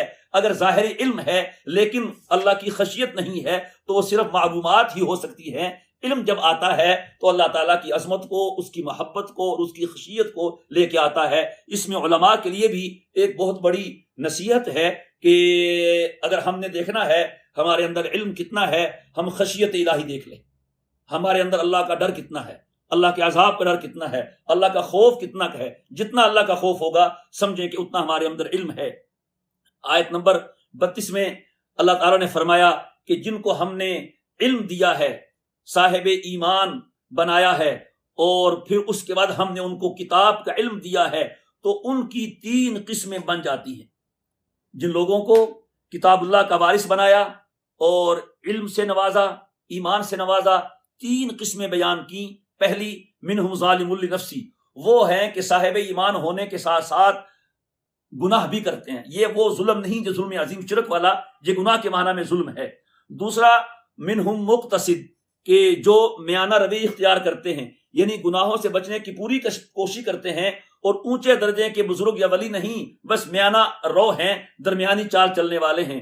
اور تیسرے سابقم بالخیرات باذن اللہ، اللہ کے حکم سے ہر نیکی میں آگے بڑھ چڑھ کے حصہ لیتے ہیں، گویا گناہوں سے بچتے ہیں اور ہر نیکی میں سبقت لے جانے والے ہیں اللہ کے حکم سے، یعنی مستحبات تک کو ادا کرتے ہیں، مکروہات سے بھی بچتے ہیں اور بعض مباحات سے بھی بچنے کی کوشش کرتے ہیں جو گناہ تک لے جانے والے ہیں۔ یہ تینوں قسم کے جو لوگ ہیں درجہ بدرجہ چنے ہوئے اور منتخب ہیں، کیونکہ امت محمدیہ میں سے ہیں اور بحیثیت مجموعی امت محمدیہ منتخب ہے، افضل ہے، چنی ہوئی ہے۔ البتہ جو پہلی قسم کے ظالم اور گناہگار ہیں وہ بھی بالآخر جنت میں جائیں گے، لیکن ان میں درجات کا اور جنت میں جانے کے وقت کا جو فرق ہوگا وہ ہر کسی کا اپنا اپنا ہوگا۔ پھر آیت نمبر 36 میں فرمایا گیا والذین کفروا لهم نار جہنم لا یقضى علیہم فیموتوا ولا یخفف عنہم من عذابها، کہ جو کافر ہیں ان کے لیے جہنم کی آگ ہوگی اور نہ تو وہ مریں گے کہ ان کا قصہ تمام ہو جائے اور نہ ہی ان کا عذاب ہلکا کیا جائے گا۔ اس سے معلوم ہوا کہ جہنم کا عذاب بھی دائمی اور ابدی ہوگا، ہمیشہ ہمیشہ رہے گا اور اس عذاب میں کوئی کمی بھی نہیں ہوگی۔ پھر آیت نمبر 27 میں جہنمیوں کا جو آپس میں مکالمہ ہوگا اس کا ذکر کیا ہے کہ جہنمی آپس میں چیخیں گے، چلائیں گے، کہیں گے اے اللہ ہمیں نکال دیں، ہم اب اچھے کام کریں گے۔ تو کہا جائے گا کہ ہم نے تمہیں وہ عمر نہیں دی کہ جو نصیحت حاصل کرنا چاہتا وہ کر سکتا تھا، اور تمہارے پاس نذیر بھی آیا تھا، ڈرانے والا، خبردار کرنے والا۔ نذیر کے بہت سے معنی کیے گئے، انبیاء کرام، ان کے نائبین، علماء کرام کی وعظ و نصیحت، قرآن کریم کی تعلیمات، انسان کا صاحب عقل ہونا، یعنی اس کا 17-18 سال کی عمر کو پہنچ کر سمجھدار ہو جانا، انسان کا کامل عقل ہونا، یعنی 60 سال کا ہو جانا، انسان کا بڑھاپے کو پہنچ جانا، بالوں کا سفید ہو جانا، کسی کی موت کا واقع ہو جانا، یہ ساری باتیں ڈرانے والی تھیں۔ اللہ پاک فرمائیں گے کہ تمہارے پاس ڈرانے والا بھی آیا تھا اور ہم نے تمہیں عمر بھی دی تھی، نہ تم ڈرانے والے سے ڈرے نہ تم عمر سے سمجھے۔ اب فذوقوا فما للظالمین من نصیر، اب تمہیں ہمیشہ ہمیشہ عذاب کا بدلہ چکنا ہوگا، اب یہاں سے ہٹنے کی کوئی صورت نہیں ہوگی۔ آیت نمبر 39 میں فرمایا اللہ پاک نے تمہیں زمین میں اپنا خلیفہ بنایا، یعنی تمہیں خلافت عرضی سے نوازا اور انبیاء کرام کا خلیفہ بنایا. یہ پہلی امتوں کے بعد تمہیں ان کی جگہ پہ اللہ پاک لائے، یا جہاں وہ آباد تھے اللہ نے لا کے تمہیں وہاں آباد کیا. لہٰذا کئی طرح سے اللہ نے تمہیں خلافت دی ہے. اب تمہارا فرض ہے تم اس خلافت عرضی کا اور خلافت ربانی کا حق ادا کرو. اگلی آیت ہے 40 نمبر، اس میں مشرکوں سے کہا جا رہا ہے کہ تمہارے پاس شرک کی کوئی دلیل ہے تو لاؤ. تمہارے پاس شرک کی کوئی عقلی دلیل نہیں، کوئی نقلی دلیل نہیں. شیطان ہے جو تمہیں شرک سلجھا رہا ہے. جب تمہارے پاس دلیل نہیں ہے تو پھر جو دلیل توحید ہے اسے مانو اور اللہ پر ایمان لاؤ. پھر آگے اللہ تعالیٰ نے اپنے دلائل توحید بیان کیے کہ اللہ نے آسمانوں کو اور زمین کو گرنے سے روکا ہوا ہے. اللہ نے نہ روکا ہوتا تو گر جاتے. آسمان کتنی بلندی پہ ہے، بغیر ستون کے ہے. زمین خلا میں رکی ہوئی ہے، ہلتی بھی نہیں ہے، ٹھہری ہوئی ہے. یہ کس نے کیا ہے؟ یہ اس بات کی دلیل ہے کہ اللہ ہے اور ایک ہے، اور یہ سارا جو نظام چل رہا ہے اس کے حکم سے اور اس کی قدرت سے چل رہا ہے. پھر اللہ تعالیٰ نے پچھلی قوموں کے حالات بیان کیے ہیں اور ان کے جو استکبار تھا، ان کا تکبر تھا، اس کو بیان کیا کہ ہمارے انبیاء آئے، انہوں نے دعوتیں دیں، ان کو بات سمجھائی، لیکن تکبر آڑے آتا رہا، بڑائی آڑے آتی رہی. تکبر کے اور بڑائی کے گھمنڈ میں وہ پڑے رہے اور پھر وہ تدبیریں کرتے رہے، چالیں چلتے رہے، حیلے کرتے رہے. ولا یحیق المکر السیء الا باہلہ، لیکن جو مکر ہوتا ہے برا مکر، تو مکر والا اپنے مکر میں پھنس جاتا ہے. جو کسی کے لیے گڑھا کھودتا ہے خود اسی میں آ کے گر جاتا ہے. چنانچہ پہلے بھی ایسے ہوا اور تمہارے ساتھ بھی ایسا ہوا کہ بدر میں تم لوگ آئے تھے بڑے گھمنڈ کے ساتھ، تو اللہ نے تمہیں ذلیل کیا، رسوا کیا. لہٰذا تم اس سے بھی عبرت حاصل کرو اور پچھلی امتوں کے حالات و واقعات سے بھی عبرت حاصل کرو. آیت نمبر 43 میں اللہ تعالیٰ پھر یہی ان کو جھنجھلا رہے ہیں، توجہ دلا رہے ہیں کہ دیکھو اللہ تعالیٰ کا وہی طریقہ ہے، وہی قانون ہے کہ مجرم کو سزا دی جائے گی اور اطاعت کرنے والے کو انعام سے نوازا جائے گا.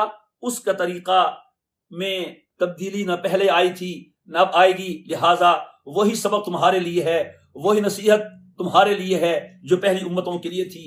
اس کے بعد سورہ یاسین ہے. سورہ یاسین کئی اعتبار سے بہت سے فضائل کی حامل صورت ہے، مکی صورت ہے. اس کی 83 آیات ہیں اور 5 رکوع ہیں. پہلی آیت ہی یاسین اس کا نام ہے. یاسین حروف مقطعات میں سے ہے اور بعض حضرات نے کہا ہے کہ یاسین اللہ تعالیٰ کے ناموں میں سے ہے، اسماء الحسنہ، اور بعضوں نے نبی کریم علیہ الصلوۃ والسلام کے ناموں میں سے ایک نام قرار دیا ہے، طٰہٰ یاسین. احادیث مبارکہ میں سورہ یاسین کے بہت سے فضائل بیان کیے گئے ہیں. اس کو قلب القرآن کہا گیا ہے، یہ قرآن کریم کا دل ہے، اس لیے کہ اس سورت کا بنیادی اور مرکزی موضوع قیامت ہے، آخرت کا عقیدہ ہے جس کو دلائل سے ثابت کیا گیا ہے، اور وہی عقیدہ ہے قیامت آخرت کا جو انسان کو حلال کام پہ آمادہ کرتا ہے اور حرام کام سے روکتا ہے. ایک روایت میں آتا ہے کہ جو آدمی صبح و شام اس کی تلاوت کرے گا وہ ہمیشہ خوش و خرم رہے گا. ایک حدیث میں آتا ہے کہ سورہ یاسین پڑھنے سے بندے کے سارے گناہ بخش دیے جاتے ہیں، اور ایک حدیث میں آتا ہے کہ جو شخص مرنے کے قریب ہو اس پہ یاسین پڑھو تو اس سے موت آسانی سے آ جاتی ہے. سورہ یاسین میں توحید بیان کی ہے، رسالت بیان کی ہے، قیامت بیان کی ہے، اپنی قدرت بیان کی ہے، اور والبعث بعد الموت، مرنے کے بعد دوبارہ زندہ ہونے کا عقیدہ وہ بیان کیا ہے. اس طرح مشرکین کے شبہات تھے، اعتراضات تھے، ان کا جواب دیا گیا ہے. سورت کا انداز بیان ایسا ہے کہ اس سے شروع کیا ہے کہ اس ذات کا یہ کلام ہے جو سارے جہانوں کو چلانے والا ہے. لہٰذا تم اگر کامیابی چاہتے ہو تو پچھلی قوموں کے حالات بھی بیان کیے، ان سے سبق حاصل کرو. سبق حاصل کرو گے تو کامیاب ہو جاؤ گے، جنت میں چلے جاؤ گے. کچھ حالات جنت کی بیان کیے، سبق حاصل نہیں کرو گے ناکام ہو جاؤ گے. کچھ حالات صورت میں جہنم کے بیان کیے، تم ناکام ہو کے جہنم میں پہنچ جاؤ گے. یاسین، بعض مفسرین کہتے ہیں کہ یاسین کا ایک معنی ہے انسان، اور اس سے مراد جناب نبی کریم صلی اللہ علیہ وسلم ہیں، یعنی سید الانس والجان. اس کے بعد آیت نمبر 8 میں فرمایا کہ ہم نے کافروں کے گلے میں توق ڈالے ہوئے ہیں. گلے میں توق ہیں.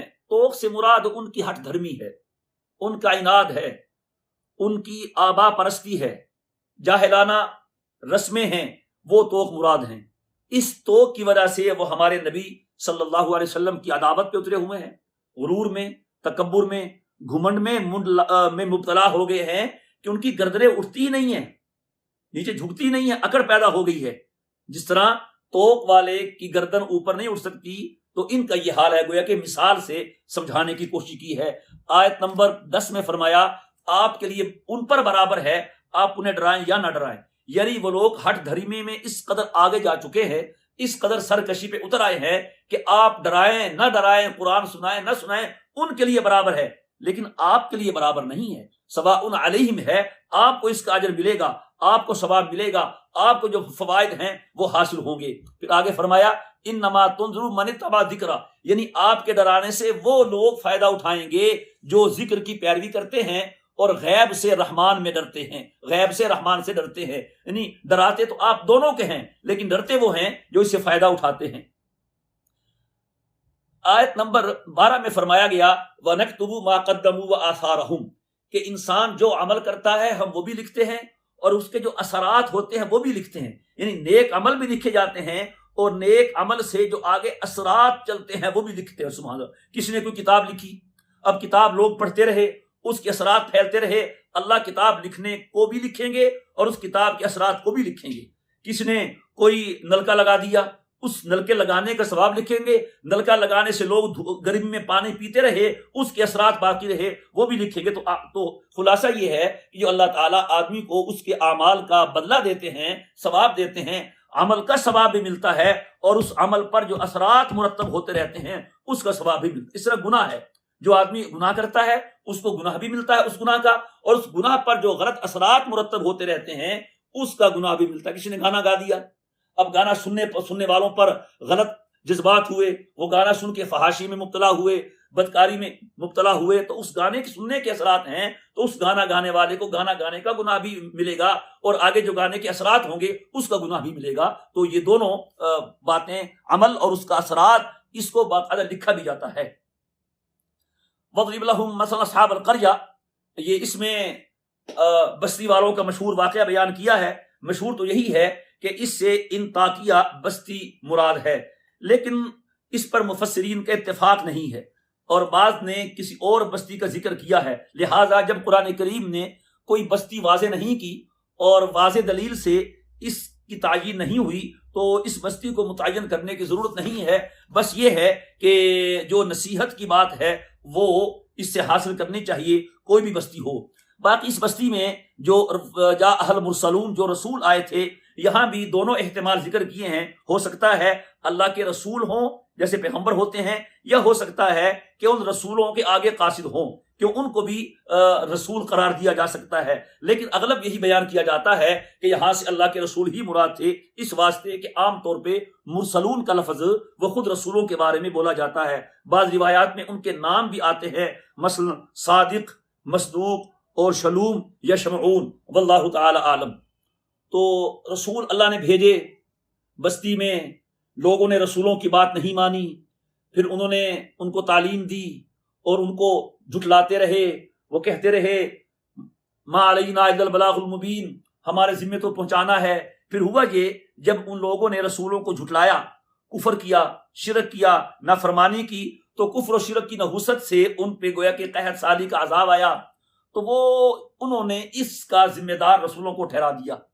کہنے لگے تم آئے ہو، ہمارے اندر لڑائیاں ہو گئی ہیں، ہماری پارٹیاں بن گئی ہیں، کچھ تمہیں مانتے ہیں، اکثر نہیں مانتے، بارش نہیں آتی، قحط سالی ہوگی. تو انہوں نے رسولوں کے آنے سے بدفعلی لی. تو پھر رسولوں نے ان کو جواب دیا طائرکم معکم، کہ تمہاری نحوست تمہاری وجہ سے ہے، ہماری وجہ سے کوئی نحوست نہیں ہے. وجاء من اقصى المدینہ رجل یسعى، پھر شہر کے ایک دور کے حصے سے ایک شخص دوڑتا ہوا آیا. اس کا نام حبیب نجار بتایا جاتا ہے. یہ شہر کے دور دراز علاقے میں رہتے تھے اور نجار تھے، بڑھئی کا کام کرتے تھے، رزق حلال کماتے اور عبادت میں مشغول رہتے تھے. جب انہیں پتا چلا کہ رسول آئے ہیں اور انہوں نے دعوت حق دی ہے اور قوم نے انکار کیا، تو فوراً آئے رسولوں کی حمایت میں، ان کی تائید میں، اور رسولوں کی تائید کی اور انہوں نے بتایا، لیکن قوم نے ان کی ایک نہ سنی اور ان کو بھی بے دردی سے شہید کر دیا۔ ان کی بات ذکر کی، قال یا قوم اتبعوا المرسلین، اے میری قوم رسولوں کی بات مانو، ان کی بات مانو جو تم سے کوئی معاوضہ نہیں مانگتے، وہم مہتدون، اور وہ ہدایت یافتہ ہیں۔ وآخر دعوانا ان الحمد للہ رب العالمین۔